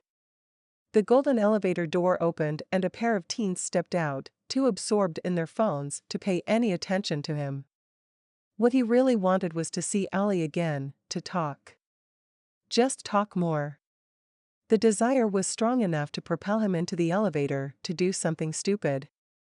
The easygoing way she'd brushed off getting his autograph could have been an act, but Mark didn't think so. And after the way George had behaved, Mark was pretty sure he was the one who had asked for an extra room. That left Mark with a problem. He'd met a woman who hadn't asked for a part of him and he wasn't quite sure what to do about her. He stared at the buttons as the elevator took him to the second floor. He could still hear her clear voice and see the joy light up her face as she talked about those kids. He wished his church had a children's choir. Chloe could sing and she'd love to participate. Performing in a group would be a good way for her to get used to being in front of people too. That was his ticket. He'd ask Allie about her church, and he and Chloe could visit this Sunday. With a clear plan of action, Mark squared his shoulders and waited for the doors to open. Room 216 was easy enough to find. There was loud music pouring from underneath and around the door, spewing into the hallway. Mark raised his eyebrows as he knocked on the door. A woman in a white bathrobe opened the door and gave him the once-over. She recognized him immediately. "You're Mark Dubois. Honey, come see this." "It's Mark." She used his first name as if they were friends. George popped his head into the hallway. "Mark. My man. Come on in." George adopted a sense of familiarity that caused the hair on the back of Mark's neck to stand on end. "I can't. I was just delivering this to Allie. Is she around?"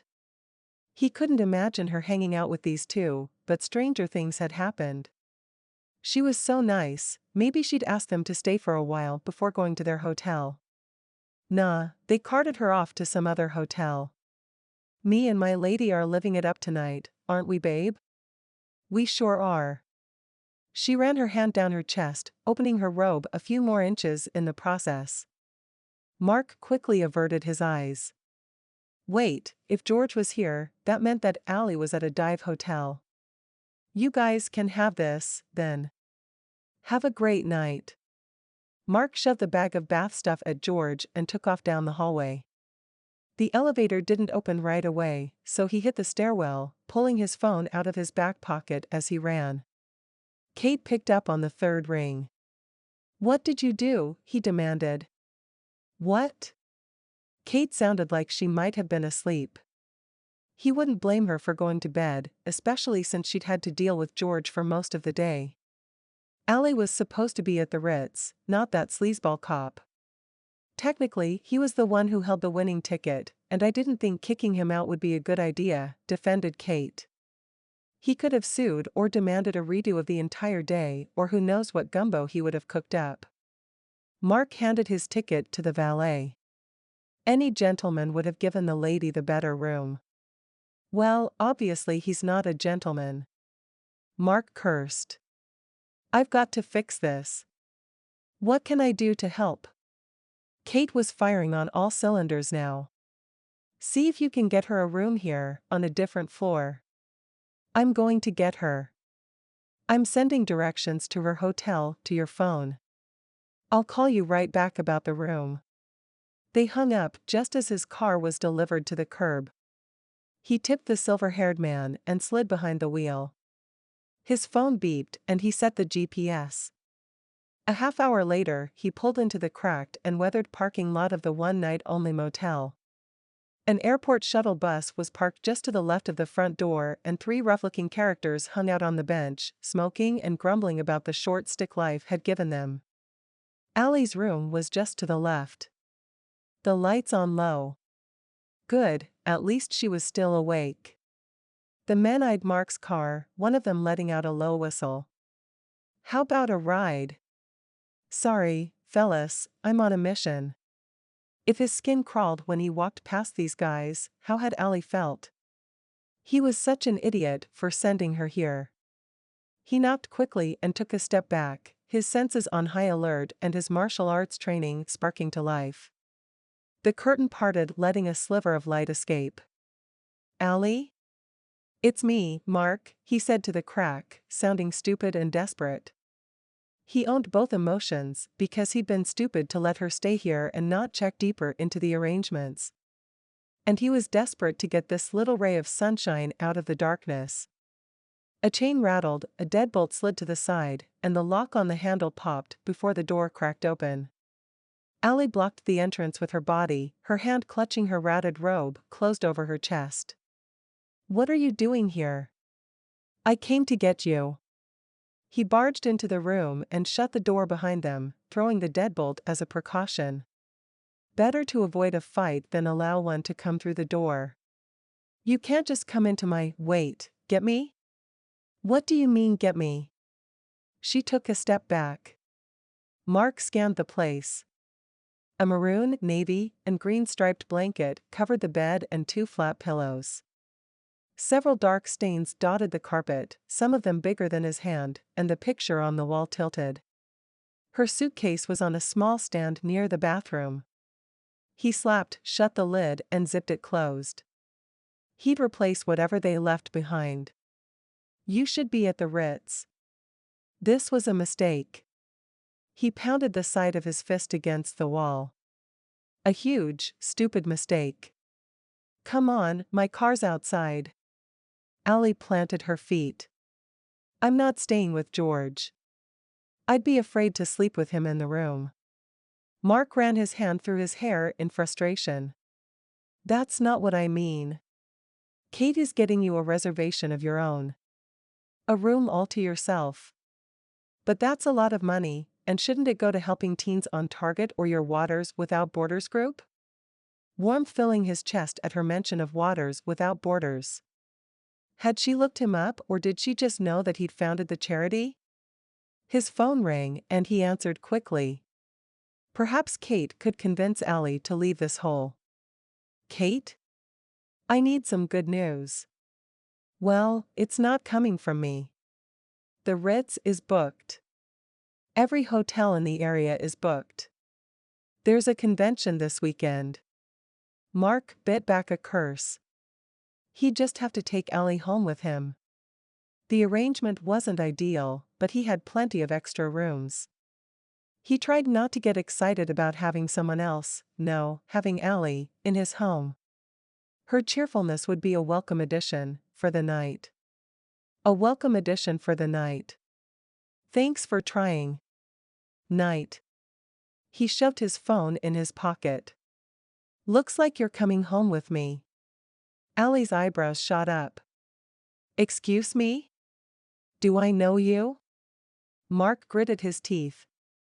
Dagnamit, she was right. He just felt like he knew her because there had been that connection, that sense of worlds colliding. But having a single woman spend the night in his home was not a good idea. His one defense when going back to custody court was that his life was stable, more stable than his ex's, despite his travel schedule. What about Anthony's place? His wife will be there. The woman at the lunch who's expecting a baby. Hope sparked. If she felt comfortable around Letitia, this might just work. Letitia, yeah. She twisted the belt to her robe in her hands. I guess that would be okay. Mark closed most of the distance between them. I'm so sorry about this. He waved his hand around, indicating the watermarks seeping down the wall and the strange stain on the curtains. Green? What stained green? Allie lifted her palms. I'm kind of used to life not turning out, I've got horrible luck. But thank you so much for worrying about me. This is the sweetest thing anyone's ever done. Mark chuckled. Surely not. She nodded. It's true. Mark reached out and touched her hand, warmth and electricity firing away. He liked Allie, furthermore, he respected her for smiling through a bad situation. Jasmine would have thrown a fit and dressed him down like a drill sergeant with a hangover. Actually, she probably would have had a horrific hangover and taken it out on him. He took just a moment to search her eyes, looking for that element of falsity that would betray her optimism as an act. Every actress he'd ever played across from had a part of them locked away. He did it too. Locking away emotions was the key to taking a passionate moment, like an on-screen kiss with a beautiful woman, and manipulate the action into what the director wanted. Allie's eyes were like plantation doors thrown open, he could see right into her heart. His chest tightened. She had to learn to close those doors or she was going to get hurt. He couldn't do much about that now, but he could get her to a safe location and protect her in the process. Time to go. He checked through the curtains to make sure the three men were where he'd left them. They were, so he grabbed her hand and threw open the door. I'm in my slippers, Allie protested. I'll buy you new ones. He dragged her across the parking lot and deposited her in his car. But Mark shut the door on her protest. He nodded to the guys watching the exchange with too much interest and climbed behind the wheel. Feeling as though he'd broken the crown jewels out of the safe, he fired up the engine, floored the gas pedal, and raced away. I promise I'm going to make this right for you.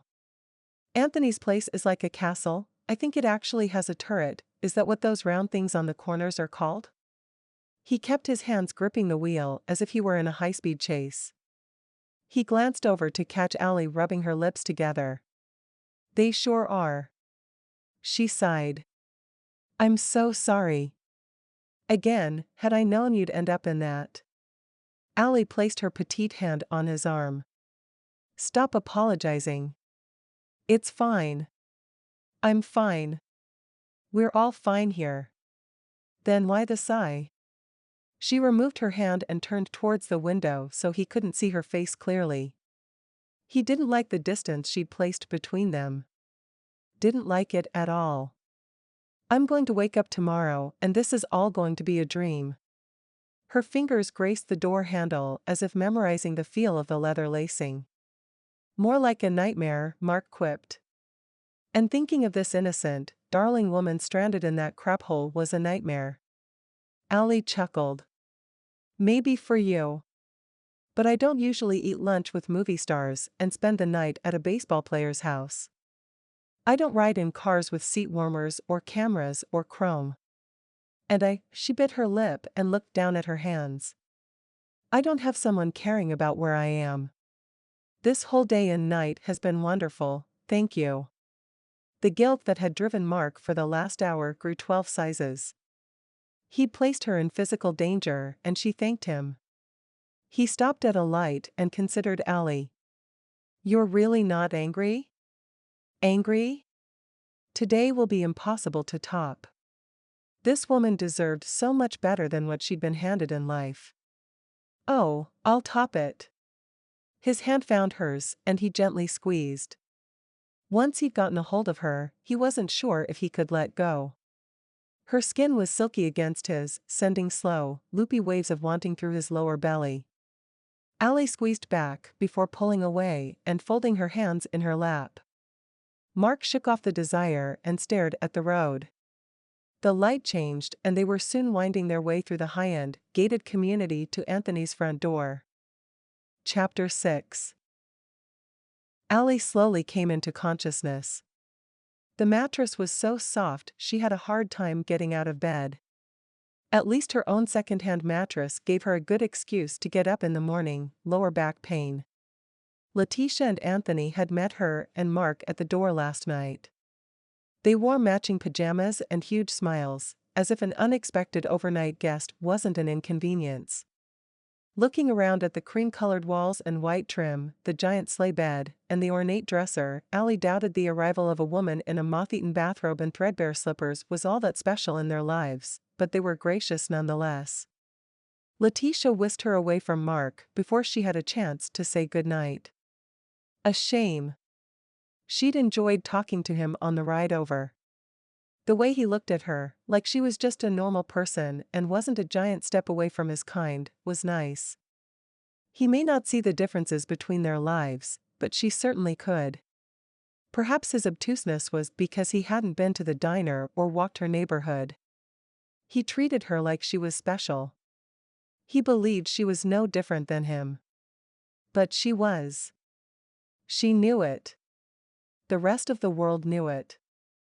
Mark was just a nice enough guy that he didn't see social levels. She liked that about him. Really liked that. If he ever did come to the diner, he'd probably sit down with Jack and talk baseball, or ask Selena about Jose, or even spend time with Jose while he colored in the corner booth. She scrubbed at her face to force herself awake. Mark was not coming into the diner anytime soon. Mark had probably gone home, happy she was someone else's problem this morning. Fighting the sense of loss, she got up to get ready. The shower was a whole new experience since the water sprinkled down from above like a gentle rain. The bathroom was stocked with beautiful smelling soaps, lotions, and body oils, all coordinating in scent, magnolias. Quickly towel-drying her hair and putting on her second-best pair of jeans and a peasant shirt, Allie went in search of her hosts. She found them in the kitchen. Letitia was sitting at the bar, slicing strawberries, and Anthony was making waffles, biscuits and gravy, and sausage on the other side. They made the perfect picture of domestic bliss, touching at every opportunity and teasing one another while they worked. Morning. She waited in the doorway, uncertain and shy like a kid on the first day of school. Letitia waved her into the room. Buenos dias. The words rolled off her tongue like silver bells. She motioned for Allie to take seat next to her. Do you like waffles? You bet. Waffles were on the menu at the diner. However, diner waffles didn't look at all like these golden brown, crispy beauties covered in whipped cream and fruit. How'd you sleep? Asked Anthony. Like a princess. Thanks for taking me in. A princess, she mused. Living in a place like this could sure make a girl feel like one. In time, she might actually believe she wasn't cursed with bad luck. Except that, for her, the ball was officially over. Me too, said Mark as he waltzed in. You're here. The burst of happiness she felt at seeing him showed on her face, and she didn't care. She'd thought he was gone and he appeared out of nowhere. The fairy tale continues. Mark was much more comfortable being here than Allie. He stretched his arms above his head, giving Allie a peek at his flat stomach. Flushed and heady with the attraction swirling inside, she couldn't seem to tear her eyes away. Mark caught her looking, and a slow, infectious smile spread across his lips. Now that she was looking at them, those lips were pretty nicely formed too. We're glad to have y'all, replied Anthony. Help yourselves. He waved the spatula over the counter, where platters full of food, bowls of fruit, a stack of waffles, and a chalice of orange juice waited. This is wonderful. You didn't have to go to so much trouble on my account. Allie picked up a plate. Anthony loves to cook. We both grew up in large families, and with my family in Peru and his on the coast, we miss having big breakfasts. I can come over every Sunday if you're making biscuits and gravy, joked Mark. He gave Anthony a shove. Please do, Letitia replied. You too, Allie. We'd love to have you again. Allie selected a waffle. That would be lovely, thank you. Where had that come from? Lovely? She didn't use flouncy words like that. Princess syndrome was kicking in. Let me help you with that. Mark put a hearty dollop of whipped cream on her waffle. Allie laughed. Thanks, but I like a little waffle with my whipped cream. She went to take the spoon from him to scoop off at least half the whipped cream, but he didn't remove his hand and she ended up wrapping her fingers around his. His chest brushed against her back and she fought the urge to lean against him. Letting go, she set her plate on the counter before she dropped it. Mark shifted and his chest brushed against her shoulder, making her heart jolt. Here, we'll do this. He spooned berries, peaches, and banana slices on top and then added another waffle. Better? Allie stared at the odd sandwich that was almost as appetizing as the man who created it. She bumped him with her shoulder. You know what? I think it is. They gathered around the table and said grace before digging in. How are you doing, Letitia? Mark asked, pointing his fork to her basketball of a tummy. I'm looking forward to sleeping on my stomach again, I can tell you that. Letitia popped a blueberry in her mouth. Like you're going to sleep once the baby's here. I didn't sleep for the whole first year after Chloe was born. Letitia coughed on her blueberry.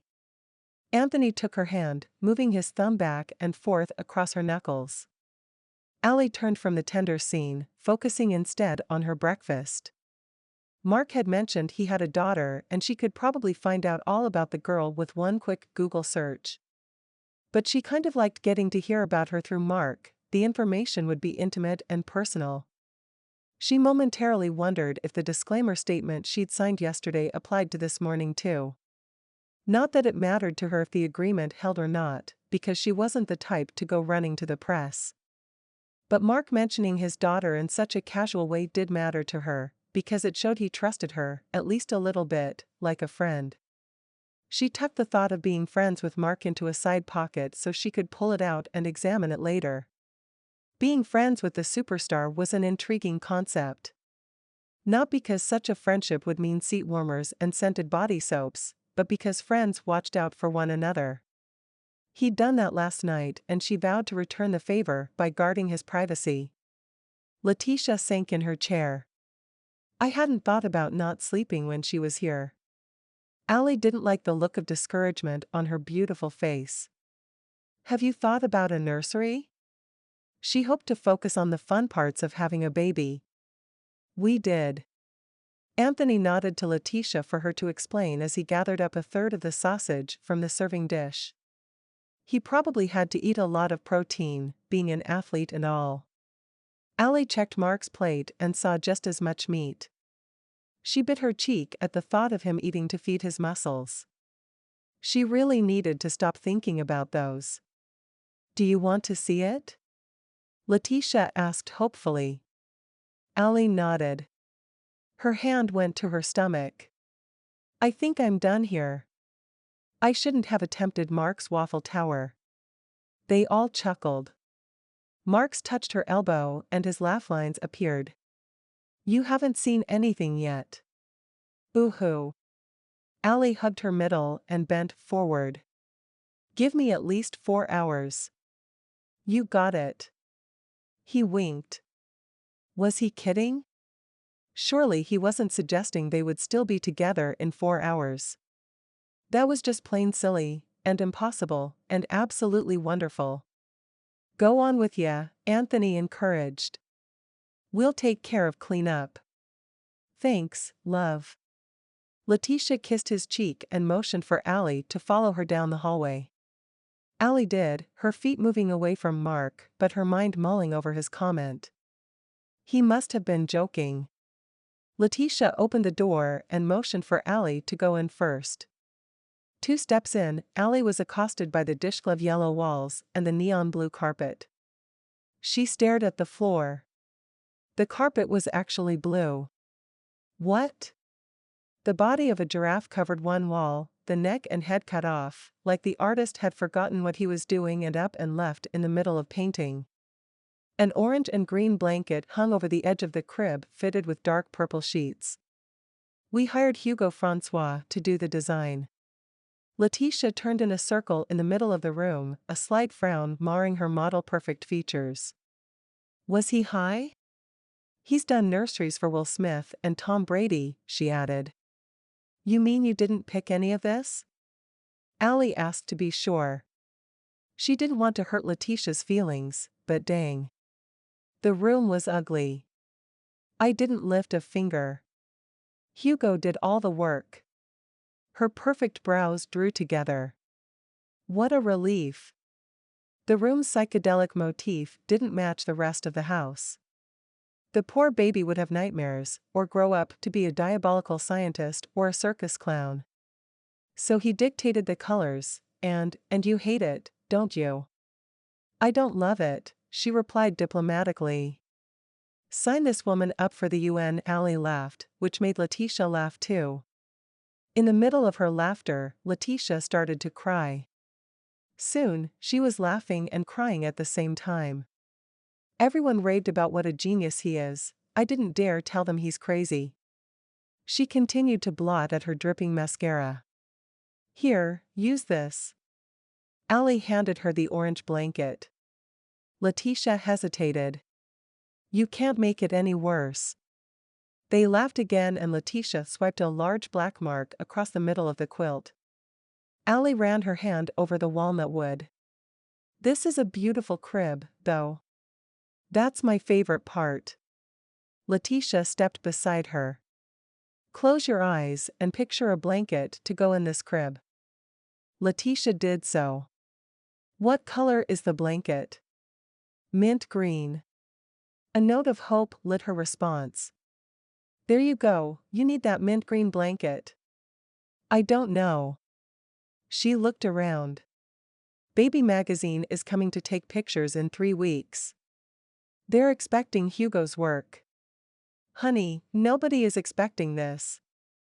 Allie twirled her finger by her temple. Letitia held her stomach as she laughed. It's awful. I know. Allie swiped at the corner of her eye. Let's get out of here. She shooed the still chuckling Letitia out. We'll just shut the door and you can have Hugo arrested for defacing your home. Letitia giggled. A headless giraffe, really? I heard animal prints are in this year, joked Allie, which had them both holding their sides. They entered the kitchen like that and found Anthony wiping down the waffle iron. He did a double take.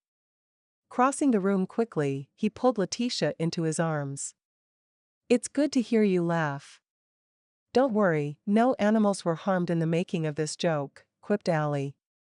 Letitia swatted at her. Stop it. You're going to make me go into labor. She leaned into Anthony, who kissed her hair. She fanned her face, flushed with happiness. Allie enjoyed the shared moment.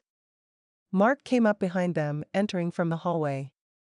His hair was just showered wet and he smelled like pumpkins and cinnamon. Maybe his bathroom had a different soap theme than hers. She liked it on him, though. Are you ready to head out? He asked. Allie shook her head, subconsciously never wanting to leave her new friend and their beautiful home, but she managed to croak out a yes. Are you sure? He shook his head and then nodded, teasing her. No. I hate to leave, y'all have been so nice. But I guess every great story has to come to an end. Anthony slid his arms around Letitia's middle from behind and rested his head on her shoulder. It's been great having you. He gave Letitia a little squeeze. I have a bag of bath soaps and salts for you. Letitia patted Anthony's hand. He released her and she headed down the hall, punching Mark in the arm as she passed. Mark sheepishly rubbed his bicep. His rather beautiful bicep. What was that for? Allie asked. I accidentally gave the bag she sent for you last night to George and his date. Oh. Allie didn't have a chance to ask when he'd seen George because Letitia came back in with a gift basket. This is the Magnolia line, the same stuff that's in the guest bath. The matching bath products were wonderful.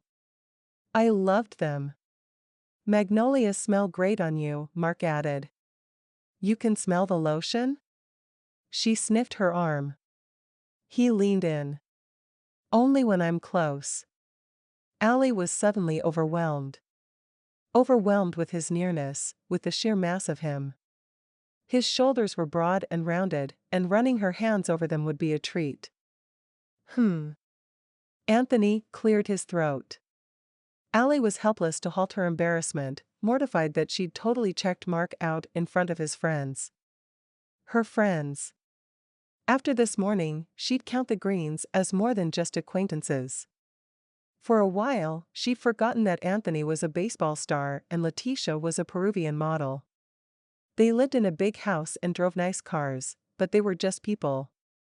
People who made mistakes like letting a tripped-out designer have free rein over their nursery, but people who could laugh at themselves too. After exchanging hugs and cell numbers and promises to keep in touch, Allie allowed Mark to guide her through the house with his hand on her lower back.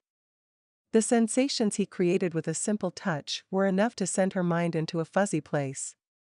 Within that fuzz, she believed that she belonged right where she was, with Mark, hanging out with their friends on a Saturday morning and not in her soon-to-be bug-free apartment.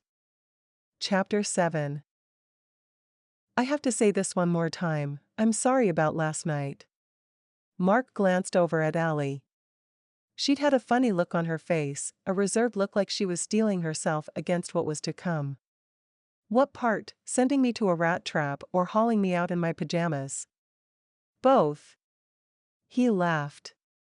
She tossed her hair over her shoulder. It all worked out okay. Yeah, it did. He'd gotten to spend the night under the same roof as this magnificent creature. Anthony cooked a mean waffle, and he had a beautiful woman sitting next to him. What do you have planned for today? She laced her fingers together and hooked her hand over her knee. My apartment building is being fumigated, so I thought I'd hole up in a bookstore down the street until 6 when I can get back in. Mark took that as an opening. Would you consider helping me with a project? She lifted a shoulder. Sure. I need a baby gift for Anthony and Letitia, and I have no idea what to get them. It's been a long time since Chloe was a baby, and I don't want to get them a generic present. She clapped her hands together. That's easy. It is? Not for him. The gift had been in the back of his mind since they announced the pregnancy. Kate had a few ideas, but none of them seemed just right. Anthony was one of the few friends unspoiled by Jasmine's advances. He turned her down twice and was the one who broke the news to Mark that she'd been unfaithful. He thought she'd been flirting and wouldn't really go through with her advances with the director until she did. Yes, but you'll have to go where few men have dared to tread. She wiggled her fingers maniacally. Where's that? Visions of baby showers and boutiques flashed through his head. The fabric store. MWA haha. He handed her the phone. I think I'll be fine. She put the info in and Siri had them turn at the next light. If you say so. Her eyes held a secret delight that delighted Mark. If this was her reaction to going to the fabric store, he'd gladly spend hours there. Mark had spoken much too soon. Forsyth Fabrics had row upon row of fabric in a warehouse-type building. The floor was blanketed with thin carpet and the walls were light cream. He stopped 10 feet inside the door, clueless as to which direction they should go to find a baby blanket and why anyone would volunteer to come here in the first place. From the other side of the store, a child's scream of frustration echoed off the ceiling. I feel your pain. 3 gray-haired women pawed through a bin of rolled fabric labeled ends. A harried woman in high heels compared 2 blue swatches, holding them up to the light and dropping them to the floor and sighing heavily.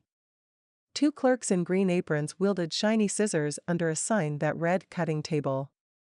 Another one worked the register. There wasn't another guy in sight.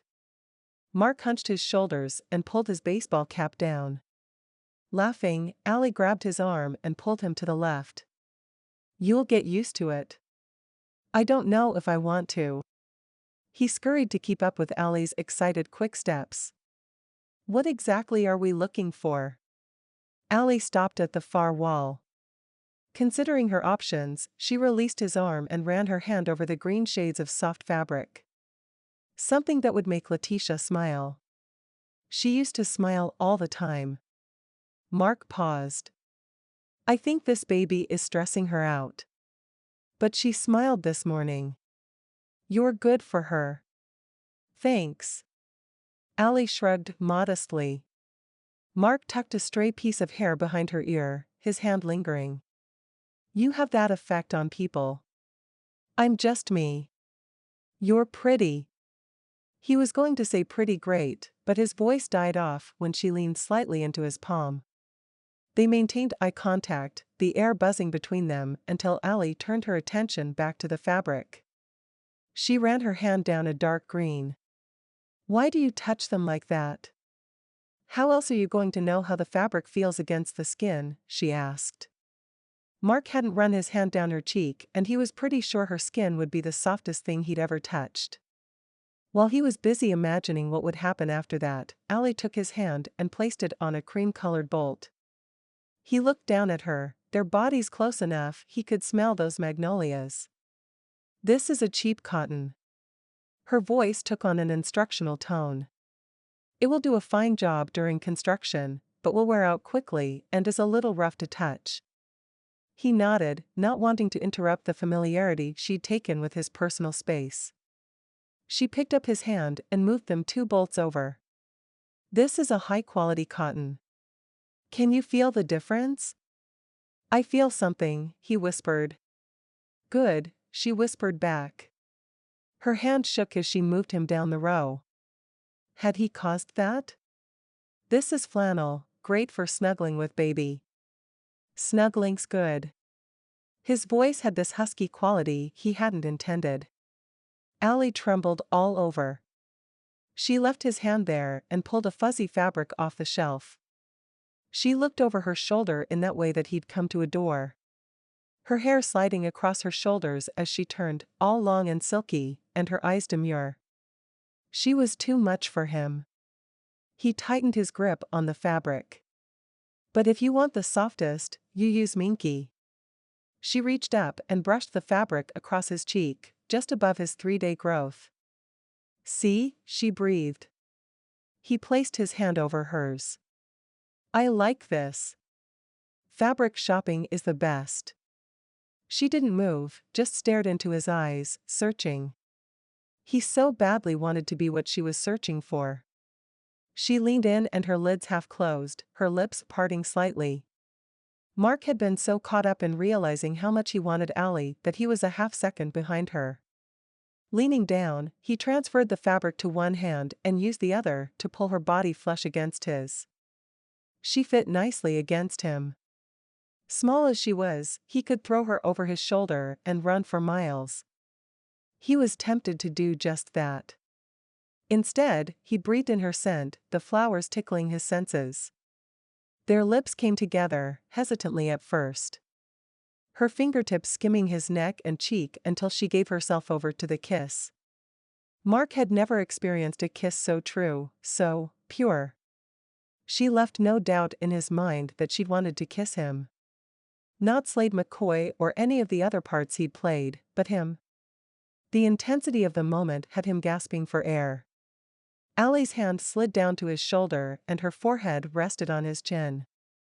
Mark's head spun with crazy thoughts. He couldn't let this woman go, couldn't let her leave his side, because she belonged there. Or rather, he belonged with her. So that's the basics about fabric for baby blankets. She cleared her throat. She pushed the bolt of minky between them and he grabbed hold out of reflex. You'll need coordinating fabric for the back and of course some silk binding. She dropped items into his arms as she spoke. Allie? Mark followed behind her like a confused puppy. Allie, we. She whirled on him, her eyes glossy. Don't. But, he groped for the words to express what surged inside. She held up her palm. Please, don't. I should have known better than to let that happen. Known better? That was amazing. She huffed out a breath. This doesn't happen for me. She wagged her finger back and forth between them. I'm not this lucky. Somehow, someway, it's all going to end, don't make it worse for me. Just let me have this and hold on to it without clogging it up with words. Mark clenched his teeth together. Here he was, ready to pour his heart out, and she'd stopped up the flow. Grabbing her hand, he pressed her palm to his chest. A soft gasp escaped her slightly swollen lips. Something intense flared between them. What was happening, the attraction and need to be close, was happening crazy fast. He didn't mean to frighten her off. With a little time, she'd realize he wasn't some fly-by-night playboy. She was right about one thing, words could clog this up.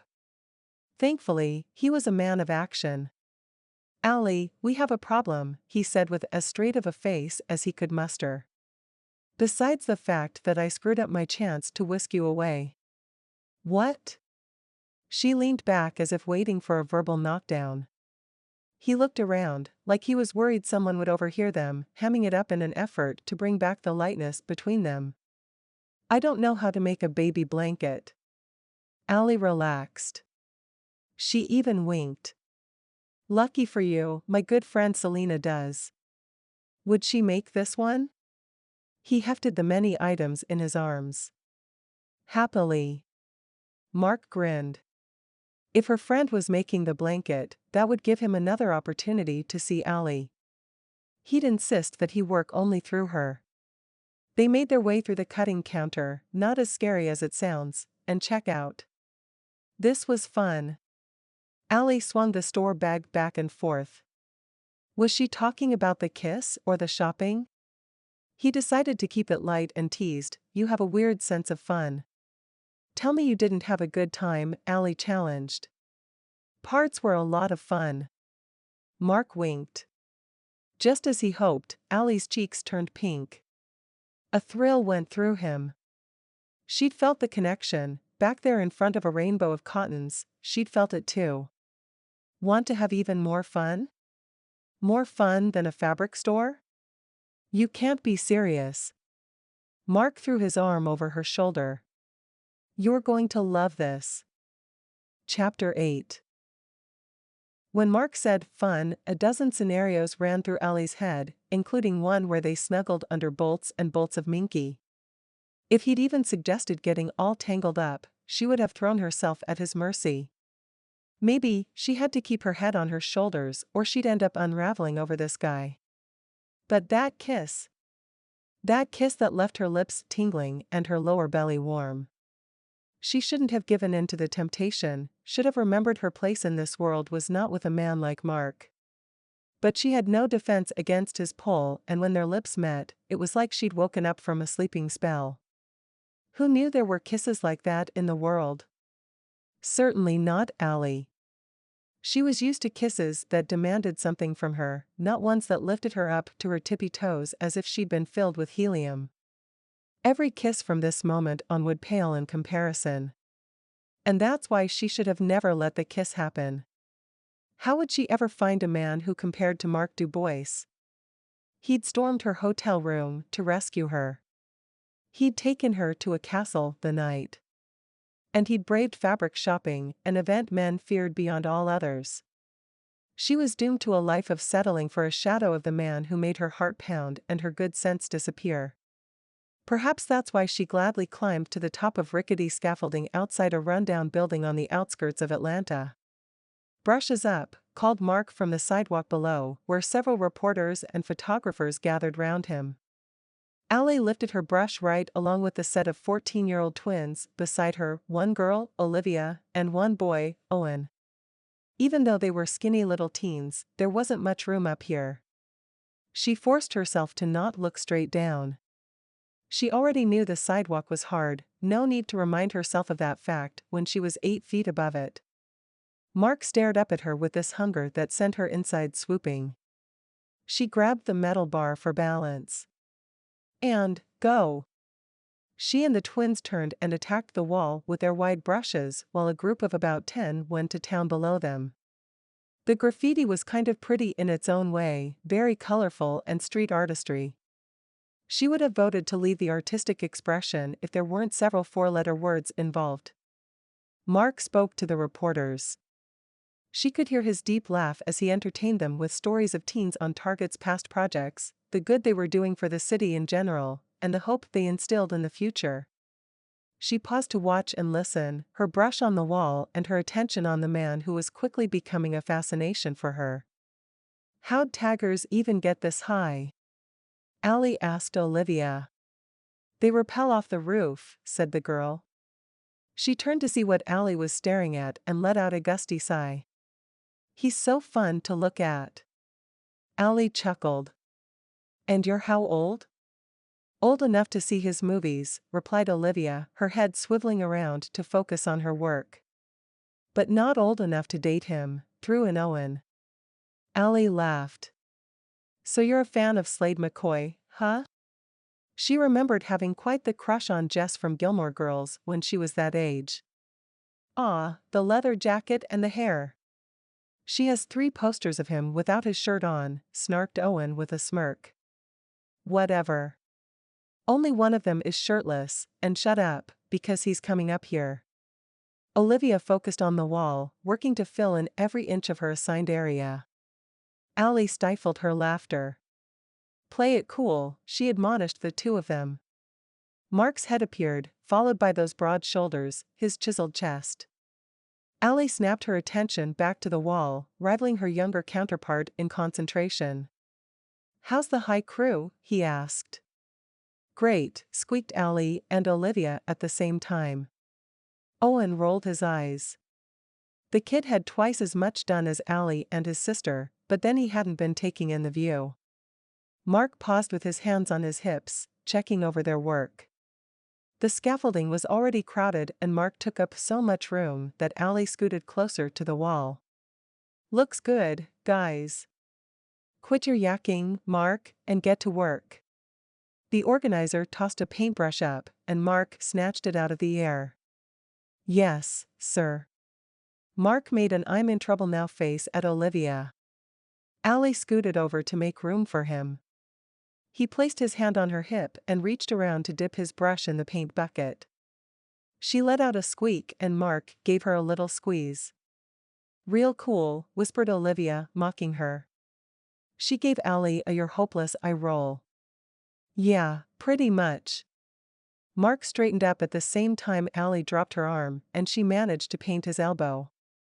She laughed at his astonished face. Sorry. Mark flicked his brush at her, splattering her shirt. Hey! Oops, he said, with an innocent lift of his shoulders. Allie lifted an eyebrow in challenge and her gaze dropped to his belly. She swiped at him. Mark spun out of the way and in a blur of ninja-like moves knocked her brush to the planks and left a brown stripe down her arm and across her chin. Allie could hardly believe what had just happened. Mark folded his arms, making his muscles look all that much bigger. Not bad. Allie sputtered, how'd you do that? Slade McCoy. He pointed to his chest. Remember? Just to his side, Olivia brandished her paintbrush and a wicked gleam in her eye. Allie bit back her smile. I surrender. She put up her hands just as Olivia made a large Z on Mark's back. Whipping around, he painted her cheeks and one arm while she giggled uncontrollably, pleased as punch to have Mark's attention. He spun and got Allie's hip too. What was that for? Allie asked in mock astonishment. Conspiring against me. Still laughing, Olivia put out her fist. Totally worth it. Allie fist bumped her. Agreed. Mark lifted the paint can and one half of his mouth in a crooked grin that had Allie gripping Olivia's arm. Truce. Truce. Olivia caved on the spot. Mark's focus turned to Allie. Me too. She laughed. He set the paint can down with a leery look. I'm not quite sure I trust you too. They giggled conspiratorially but didn't comment. Hey up there, call the photographer. Smile. They repositioned themselves for the photograph and Mark's arm draped across Allie's shoulder. She leaned into him, appreciating his solidness and sexiness and light-hearted fun. She wouldn't think an A-list actor would spend his Saturday afternoon painting over graffiti with a bunch of teenagers, and yet here he was, all strong and happy and like a dream. The photographer snapped the picture and waved to say he was done. Allie tipped her head up to look at Mark. You're not what I expected. Is that your way of saying I'm shorter in person? She put her hand on his chest. If anything, you're a bigger man, Mark. Mark brushed his fingers across her cheek. If you don't get to work, I'm going to have to separate you two, yelled the organizer. His tone was half serious, half joking, but Allie suspected he would follow through with the threat. Mark squeezed her side. I guess we'd better paint. So long as you paint the brick and not me. Allie rubbed her semi-wet elbow into Mark's side. He gave her a stern look. Don't start. Laughing, she wiggled her brush towards him and then went back to painting the brownstone building. Mark took some time to talk to Olivia and Owen. He asked about school and after-school activities and their family. Allie was glad for a moment with her thoughts. Mark had indeed turned out to be different than she'd thought, which meant he wasn't as different from her as she'd first believed. The heady feelings and bouts of giggling he induced to the side, he had a way of looking at the best in people, herself included. She liked that about him, like the way he made her feel like she was special. She'd never been special to someone before. In a way, that was comforting, because if she'd been a special someone and the relationship didn't work out, she'd be broken. She just knew that when she gave her heart away, it would have to be to a man who would guard it as closely as she had. Even with Reed, she'd never quite trusted him and kept a part of herself back. Mark was slowly pulling at her heart, and if she wasn't careful, he'd have her undone for sure. Chapter 9. Mark pulled into a spot in front of Allie's building. There was a "Do Not Enter" sign taped to the glass, but a man shoved the door open from the inside. Are you sure you can get back in? Allie checked her phone. It's after 7 and they said we could return by 6, so I'm sure it's fine. Mark got out of the car and retrieved her suitcase from the trunk. Allie waited, the bag of fabric hanging over her forearm. He walked with her to the front doors, taking in the street. The neighborhood wasn't the best, but the streets were clean. The rent was probably cheap and there were kids playing stickball half a block away. The Star Cafe down the street flashed a neon open sign in the window. That must be the place Allie waitressed. Allie turned and leaned against the doorframe. Selena should have the quilt done in a week or so. She's going to be so excited to work with this fabric. Do I have to wait that long to call you? Asked Mark. He took a step closer, and Allie had to tip her chin up to look in his eyes. She'd hardly made eye contact with him at lunch yesterday and now she held his gaze. He enjoyed the closeness. You can call me anytime. How about tomorrow? He pressed as he set her suitcase down next to the door. She glanced down at her hands. Too soon? He cocked his head, studying her response. He wanted to leave, walk away like some suave guy in a movie. But he couldn't bring himself to go. Not at all. I turn my phone off during church services. Mark leaned closer and slid his hand onto her hip. Is it too soon to do this? You already did that. Allie swallowed. When we were painting. I did, didn't I? She wasn't running scared, and all her talk about how a kiss shouldn't have happened seemed so far away. He didn't want to push her, but he didn't want to leave without saying goodbye like a man who was falling in love with a woman should. Then what about this? He searched for some sign that he'd crossed a line as he put both arms behind her back and pulled her body flush with his. It's all good. She gulped, her eyes dropping to his mouth. Mark leaned down and pressed his lips to her cheek. Too soon for that? Allie sighed. I wouldn't think so. Her hands came to his chest, where his heart pounded like a bass drum at a heavy metal concert. Allie? Her name came off his lips like a prayer. I have one more question. Her hand slid up his shoulders and found their way to the back of his head. Kiss me? I think that would be okay. Just okay? Really okay. Okay then. He moved slow, savoring every sensation shooting just under and across his skin. The tantalizing tickle of her hair against his arm. The warmth of her skin brushing his. The gentile pressure of her fingertips on his neck. And finally, the supple taste of her lips. Her warm, delicious, and welcoming lips. His hand went to her cheek and he tipped her head to deepen the kiss. She moved with him, her body melding into his. For the first time, perhaps in his entire life, Mark felt real.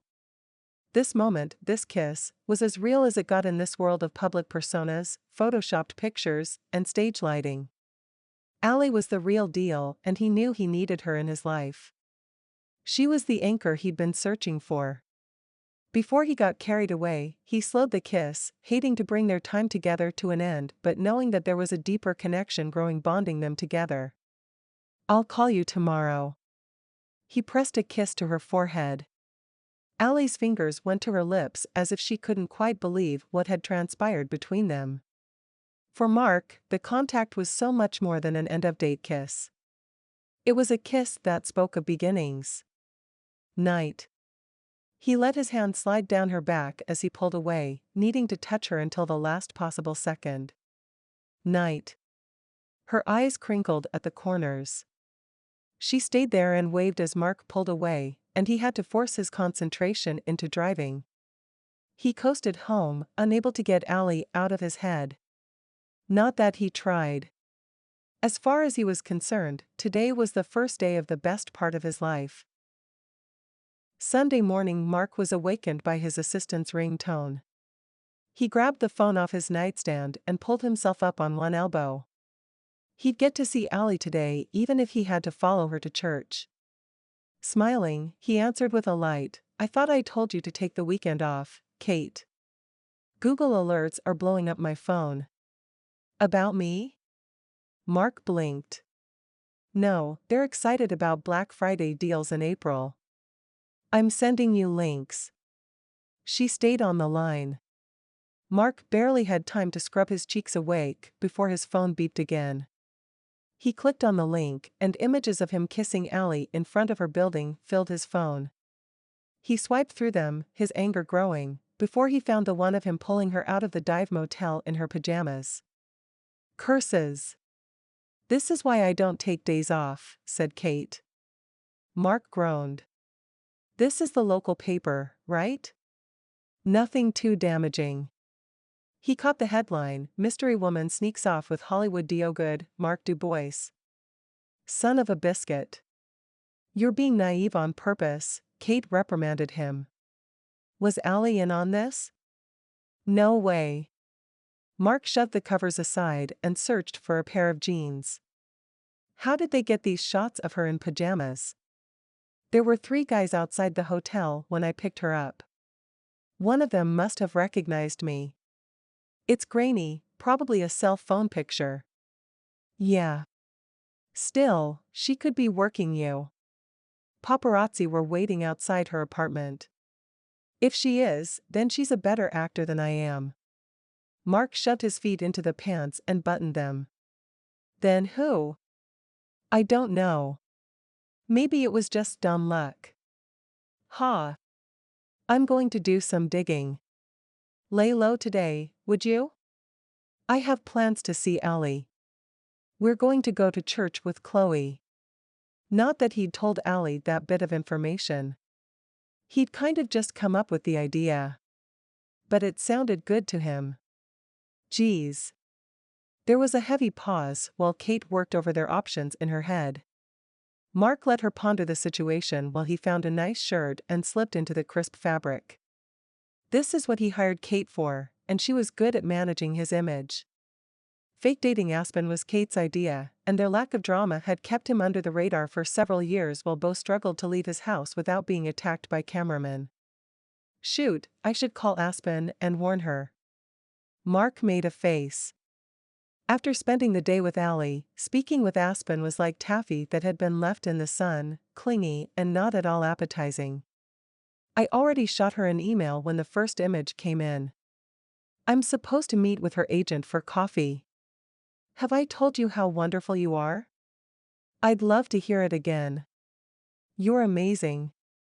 Yep. I'm going to write a press release to explain what really happened with the hotel. I'll take the blame for that one. I still feel bad. You've got the annual dinner for Waters Without Borders next week, and we don't want all this drama to take away from that. Got it, replied Mark with a firm nod. Mark? Yeah. He grabbed his keys. You're right about Allie, she's not the type to stir this up. No, she's not. You've got to help her, she'll drown in all this. I'm on my way to pick her up right now. You can't go there right now. I'm sure there's press all over the place. Mark groaned. If he went charging in like a bull with a burr in its tail, he'd only feed the sharks. What are we going to do? Meet me at the office. I'm saying it again, you're wonderful. Well, up until now, you've been an ideal boss. If you stir up much more trouble, I may have to quit. Empty threats. She laughed and they said goodbye.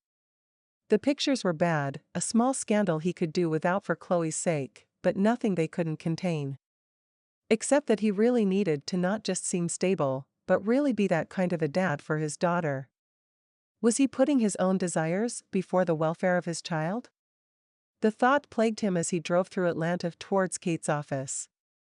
If this was going to blow over, he'd need to handle the press just right, or the whole situation could blow up in his face. Not only would the paparazzi poison his relationship with Allie, they'd ensure that he never got full custody of his daughter. Chapter 10. Allie couldn't help the stupid big smile plastered across her face as she smoothed out the wrinkles on her favorite Sunday dress. Her lips had done little else besides smile since Mark's kiss. How would she ever let another man touch her lips after experiencing a moment like that? She couldn't. Mark was the guy for her. She knew exactly how silly and stupid she sounded, but she didn't care. She'd meant what she said yesterday, he was different. Different from what she imagined a movie star to be like, different from all the other men she'd had in her life, different in the best of ways. She giggled and pressed her fingers to her mouth as she opened the street door on her way to church. Cameras clicked and flashes blinded her. She put her hands in front of her face, confused by the onslaught. What's going on? She asked the man next to her holding his phone in her face. Is it true that you had lunch with Mark Dubois? His tone was accusatory, like sharing a meal was a crime and she'd been tried and convicted. Her defensive mechanisms kicked in. Yes, but it was for charity. Did you spend the night with him? Asked a woman with impossibly thin lips. She hesitated. No, I mean, not really. Not in the way you're implying. How does it feel to be the other woman? Asked a balding man whose shirt buttons were tested to their limits by his pot belly. Now see here. Just as she was about to set the record straight, Kate pushed through the crowd and hooked her arm around Allie. Tell them I'm not some floozy, she insisted as Kate pushed her way through the crowd dragging Allie along. Body parts, cameras, and bags slammed into her stomach and shoulders. Don't make eye contact, Kate instructed. Don't respond. Just get in the car. Allie landed in the back seat of an SUV with tinted windows. Kate shoved her over and climbed in after her.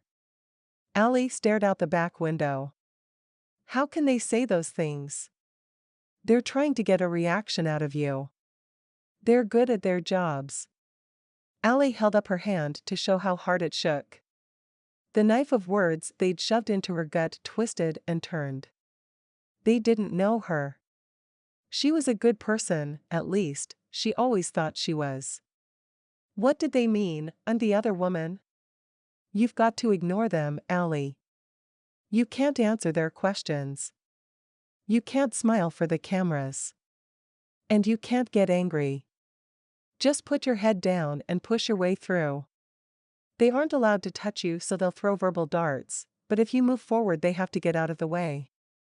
Allie nodded, her forehead tense. How long will they stay? She couldn't imagine having to fight her way out of the building to go to work every day. Or, heaven forbid, have them follow her to the cafe. Although William would love the exposure.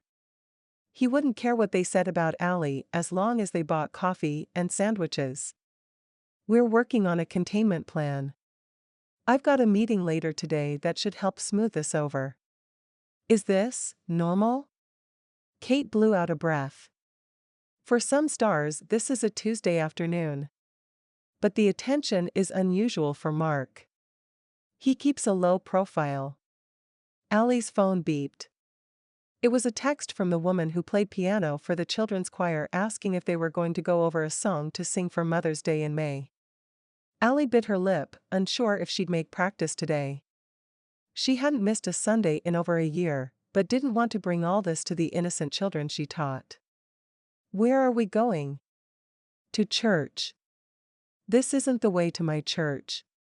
We have to lose a few of the reporters on our tail, and then I'll drop you off. You should get there in plenty of time for services.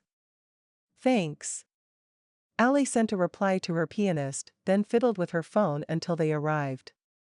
Kate handed her a short black jacket. Here, put this on, just in case. And tuck your hair into the collar. Allie did as instructed, and they made their way inside. The organ blasted hymns. Sorry, Allie told Kate, Mrs. Johnson doesn't wear her hearing aids when she plays. She spoke in a normal voice, because a whisper wouldn't have been heard over the pipes. They switched to the piano about 5 minutes before service begins.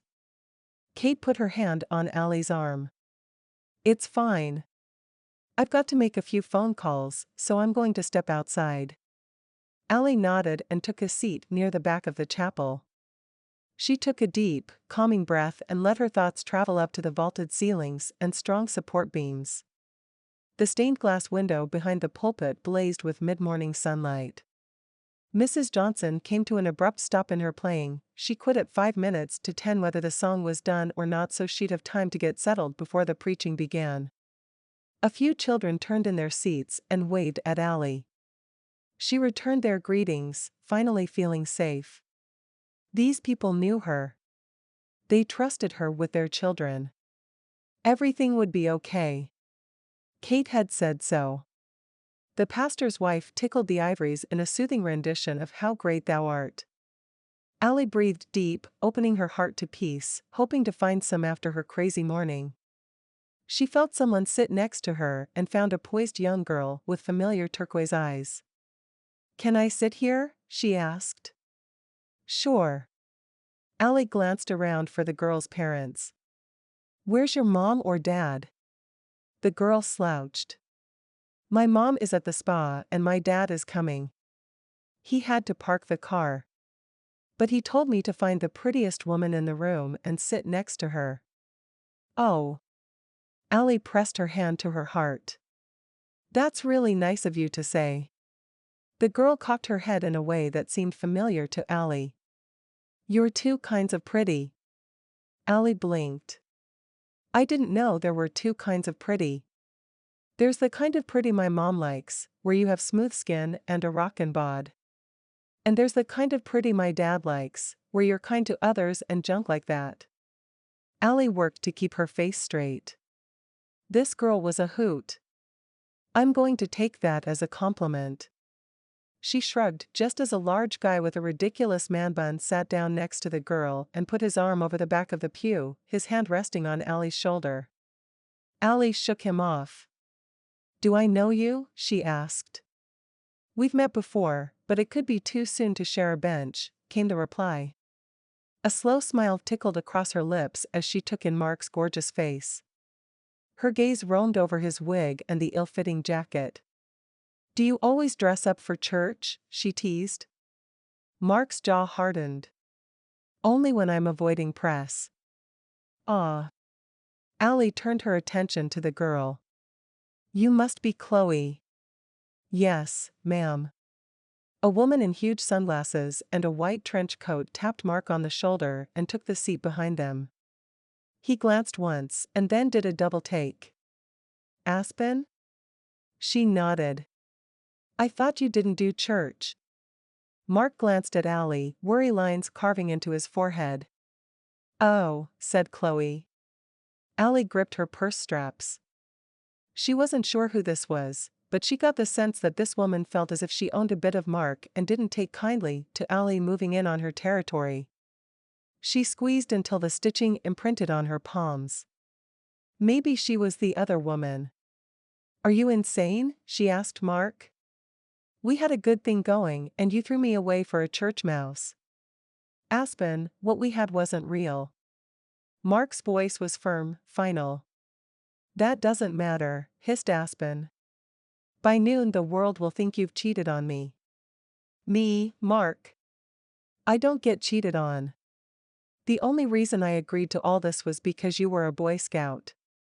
How could you do this to me? Mark's shoulders fell. I'm sorry, Aspen. His eyes cut to Allie. I didn't plan on falling for Allie. Do you think that matters? She cursed, and several people turned around to gape. Allie gave them a small wave, her face flaming. Can we take this outside? She begged. You'd love that drama, wouldn't you? Snapped Aspen. Hey, now. Mark held up his hand. Don't get all defensive on her behalf. She's caused enough problems. So let's put it to rest. We'll tell everyone we broke up a couple weeks ago. I'll even tell them you broke up with me. Aspen glared. I'll let our PR handle that. Her brows came together. I'm disappointed. I thought you were better than this. Mark reached across Chloe and took Allie's hand. I acted impulsively, I'll admit. But I don't regret what's happening here. Not that, her. Aspen pointed to Allie. Look at her, she's a nobody. It's so insulting to be fake dumped for a waitress. The disdain that dripped from her words stained the church carpet. Allie's arms went slack in shock. Mark came out of his seat. He glared down at Aspen, an intimidating image. It's time for you to go. Fine. Aspen stood in one fluid motion, her grace not abandoning her in her moment of indignation. I think a little drama is exactly what my career needs right now. I've decided to play up my scorned woman part in all this. Why? Asked Mark, his face full of stress. You're the one who likes to give things away. If I destroy you, I can build my career on the rubble. Mark's jaw about unhinged. Chloe leaned into Allie. A small whimper escaped her lips. The poor girl. Allie glared at Aspen. How dare she threaten Mark in front of his daughter? Allie's arm went around her in a protective gesture. Allie stared after Aspen as she left. A half of a breath later, Kate shoved through the doors. What was Aspen doing here? She asked. Mark filled her in quickly. Allie looked down at Chloe, who had seemed so grown up when she sat down but who now looked like a lost little girl. Mark dug his fingers into his wig. What does this mean, Kate? It's bad.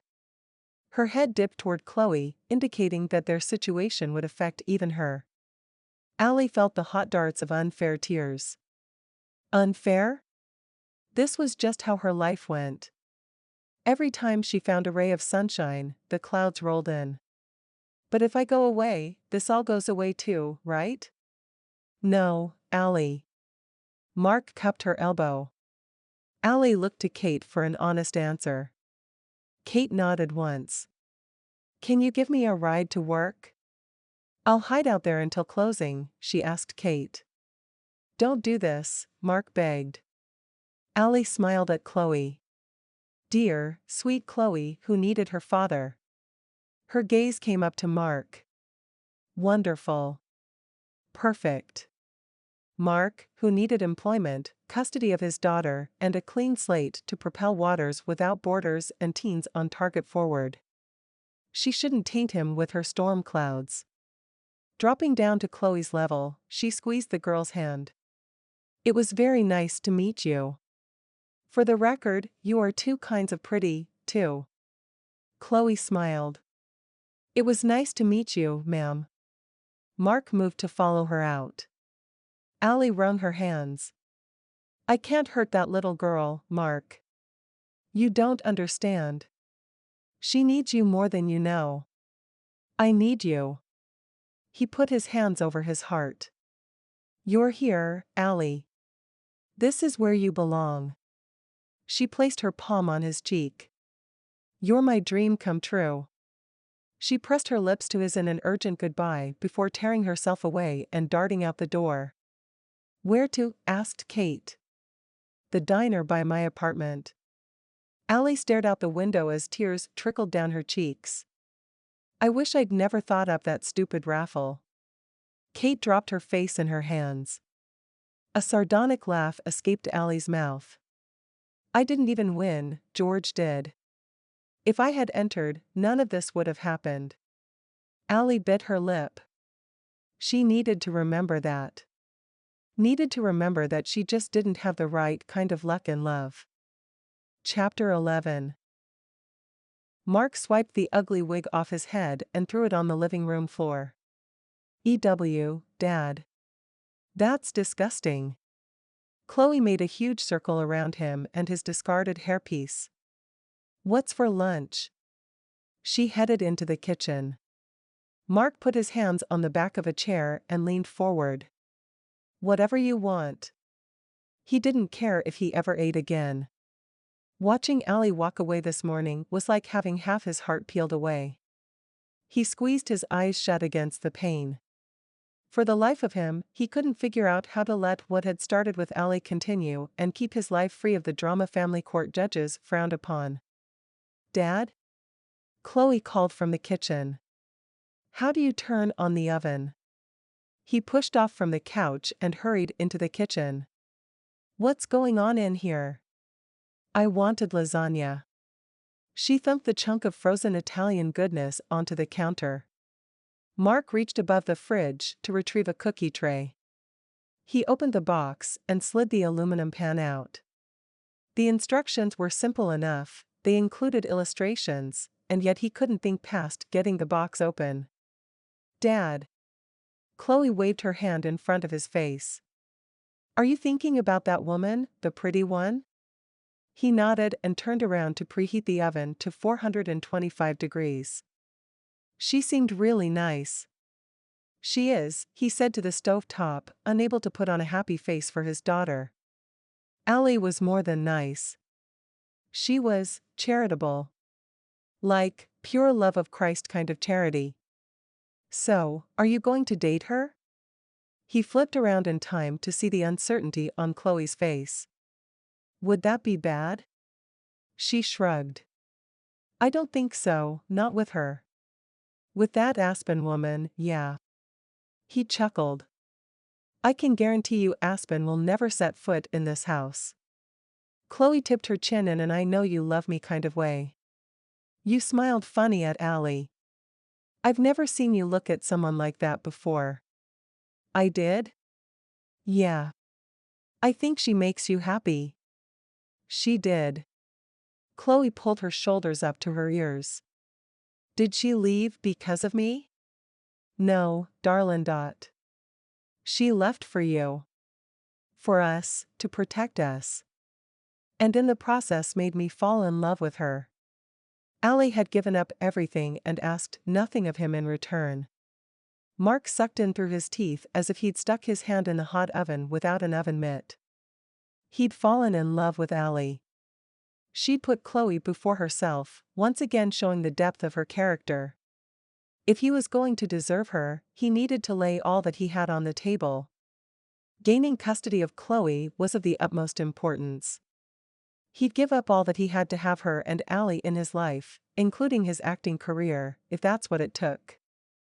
Chapter 12. 3 months later. Allie leaned back into the leather sofa in the VIP box of the Atlanta Braves Stadium. Beyond the glass, the humidity stuck t-shirts to backs and shorts to bottoms as the fans watched Anthony Green climb out of the dugout. "Anthony," cheered Jose, his arms raised high in the air. Letitia caught Allie's eye and they exchanged smiles. This was Jose's third home game, and each time Anthony came to bat he acted like it was the bottom of the ninth in the seventh game of the World Series. Thanks to Letitia's tutoring, Allie now knew how important that moment was in baseball. Though the memories from her fairy tale weekend with Mark still made her ache with longing, Allie was thankful that she'd made friends with Letitia and Anthony. Not only had she shared in the joy of baby Julissa joining the family, Allie now managed Letitia's premier bath boutique in downtown. Selena worked there full-time, her schedule flexible to accommodate Jose's medical needs. A wail pierced the air. Letitia cooed as she scooped baby Julissa out of the car seat and bounced her lightly. On the field, Anthony swung and missed for the second time. "Boo," Jose yelled at the umpire. "Shhhh, Jose, the baby wants to sleep," said Letitia in a quiet voice. "Boo," he whispered, making Allie's heart melt. Wrapping Julissa in a mint green minky blanket, Letitia snuggled her close. She drifted back to sleep and sighed in contentment. Anthony stepped out of the batter's box and adjusted his grip on the bat. "I saw the billboard for Mark's Theater," Allie admitted. Letitia rocked side to side in her seat. Allie didn't know if she even knew she was doing it. The woman had taken to being a mother naturally. "His first show opens in the fall. Do you want to go?" Letitia asked. "I don't think I should." "Should or could?" "Could," she admitted. A couple days after she'd left Mark at the church, man, that sounded bad, like she'd run out on him at their wedding, a producer had been caught on tape trying to buy cocaine from an undercover cop. Her and Mark's story lost its momentum despite Aspen's attempts to stir up trouble.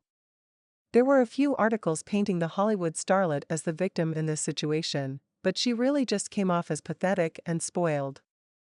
When Allie had trudged home from the diner that night, there was a car waiting to take her to Letitia's. Her new friend was a sympathetic shoulder to cry on with an unending supply of chocolate ice cream and tissues. Over the next week, Allie went to work, repainted a nursery, and took a lot of chamomile-scented baths. "I miss him too much." Letitia patted her knee in sympathy. "It's because you love him." "I know." In all the time she'd been apart from Mark, she'd never dared approach the L word in her thoughts. Falling in love with someone in a weekend was absurd. Absolutely ridiculous. Beyond reason. And totally possible when that person was your soulmate. Anthony struck out. Allie quickly lifted her finger to her lips to remind Jose to be quiet. "Bad call," he stage whispered. The announcer wasted no time in moving the game along. "Time for the seventh inning stretch, folks. We've got a special surprise for y'all today. Would Allie Gray please step out onto the balcony?" "Come on, Allie." Allie pointed at Letitia. "What did you do?" Letitia shook her head. "Not me, amiga." Allie shyly stepped through the glass door. "Give us a wave, Allie, so we know it's you." She lifted her hand and saw her movement on the jumbo screen. Laughing, she waved harder. People cheered. She waved both hands and it got louder. She finally understood why people danced like dorks and waved their babies' arms to get on the screen. This was kind of fun. She was watching the screen when the door opened behind her and suddenly there was Mark standing next to her on screen. But that would mean. She turned to find him right beside her, close enough to touch. 1,000 emotions swirled inside, including joy and excitement at sharing the same 3 feet of space with the man she was desperately in love with, to worry over what would happen when the press caught wind of this. Her heart pounded against her ribs, threatening to break right through. She placed her hand on his chest. "If you're trying to be sneaky, you're not doing a very good job," she whispered. Mark pulled a microphone to his mouth, his eyes alight with joy. "Hello, Braves fans." The crowd cheered. He whispered in her ear, his warm breath sending shivers of delight down her spine. "I'm done hiding how I feel about you." Was this? Mark continued, "I'm Mark Dubois. Atlanta is my home and I love this city." The crowd cheered. "This is Allie Gray and she's going to lead us in Take Me Out to the Ballgame." Allie's hand flew to her mouth. She shook her head. The crowd laughed. You'll be great." He tipped the mic away. "The words will be on the screen and I'll be right here with you." He laced their fingers together. "Sing." Allie took the mic. She gripped tight, the plastic sliding in her slippery palm. "Hit it," she said, and the crowd clapped as the organist started the OL tune. "Take me out to the ball game." She couldn't believe that was her voice filling the stadium. The thrill of performing shot up from her toes, strengthening her courage. Mark started swaying the two of them from side to side. It wasn't hard to move Allie, she was so shocked he could have knocked her over with a feather, or a paintbrush. "Take me out to the crud." Mark tugged her closer and Allie was all too willing to go. If he was here, and they could truly be together, then she wanted to be as close to him as possible. If this was a dream, and she hadn't ruled out that scenario yet, then she was going to enjoy every second. The crowd had all joined in, their voices rising up from under the box seats. "Buy me some peanuts and Cracker Jack. I don't care if I never get back." On the big screen a baseball bounced over each word, keeping them all in time. Mark kissed her temple and Allie fumbled through the next line. His chest bounced as he chuckled, and she almost whacked him with the mic. "For it's 1, 2, 3 strikes you're out." Allie went for the big finish, pulling the mic away from her mouth so she had the right volume. "Ball game." She dropped the mic to her side and waved with her other hand.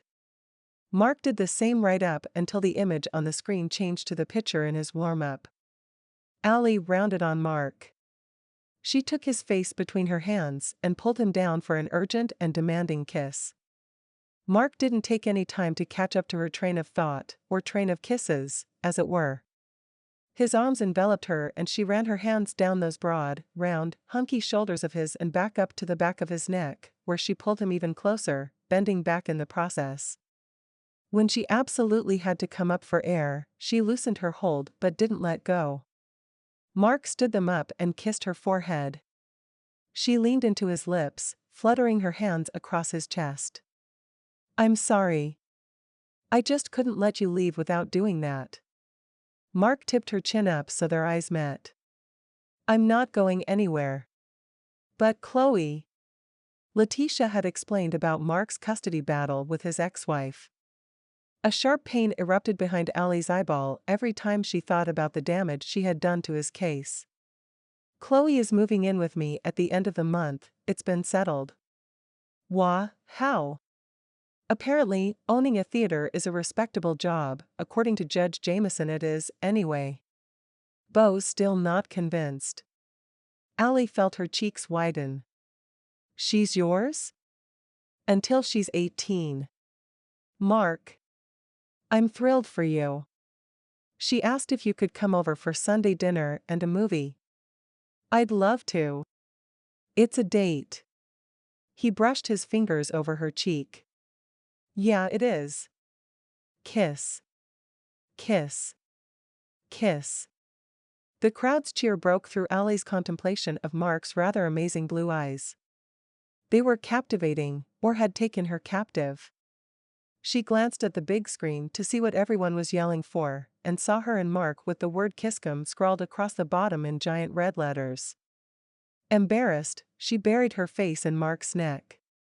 Darn it, he smelled so dang good, she had a hard time remembering why she hadn't just gone ahead and kissed him. Kiss. Kiss, they continued to call. Mark moved her back and cupped her cheeks with his palms. Allie Gray. I'm in love with you, and I want the whole world to know it. I love you too. She had to rush the words out before he kissed her. This time, Mark's movements were sultry and slow. Allie vaguely registered the crowd cheering as she sank into Mark's embrace, right where she belonged. You've been listening to Blockbuster Proposal, a starstruck contemporary romance novel book 2. Written by Lucy McConnell. Narrated by Christina Dimmick.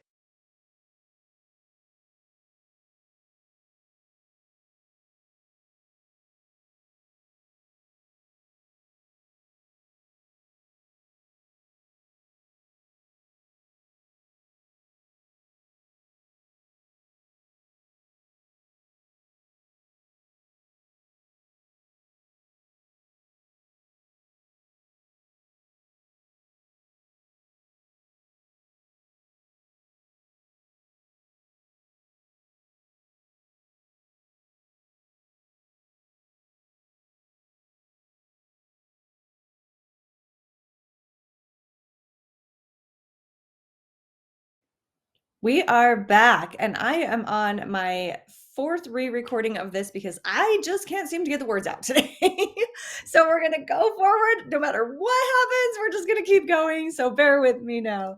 I really hope you enjoyed this story. I hope the extremely long chapters were not distracting and that you enjoyed the romance. I had a great time researching this book in Atlanta, Georgia. I had actually gone there for a writers conference, and that writers conference turned out to be one of the best things I ever did because I met one of the most wonderful people in the whole world. I was assigned to a room with author Jennifer Peel, and as we got to know each other that week, I just was extremely grateful because that process had brought a new, wonderful, and amazing friend into my life. And so I was grateful I took that opportunity to go. So I guess the moral of the story is if you have the chance to go to something like that, I highly recommend it because you never know what you're going to come out of it with. And most of the time, they are huge blessings in your life. So if you have any questions, put them in the comments below. I do read all of the comments and I try and respond to every single one. And yeah, subscribe. That was crazy eyes. Subscribe to my channel so that you're always alerted when a new audiobook is uploaded. I have enough books out there that, gosh, I could go a full entire year of uploads every week and you'd have a new book to read every week or to listen to.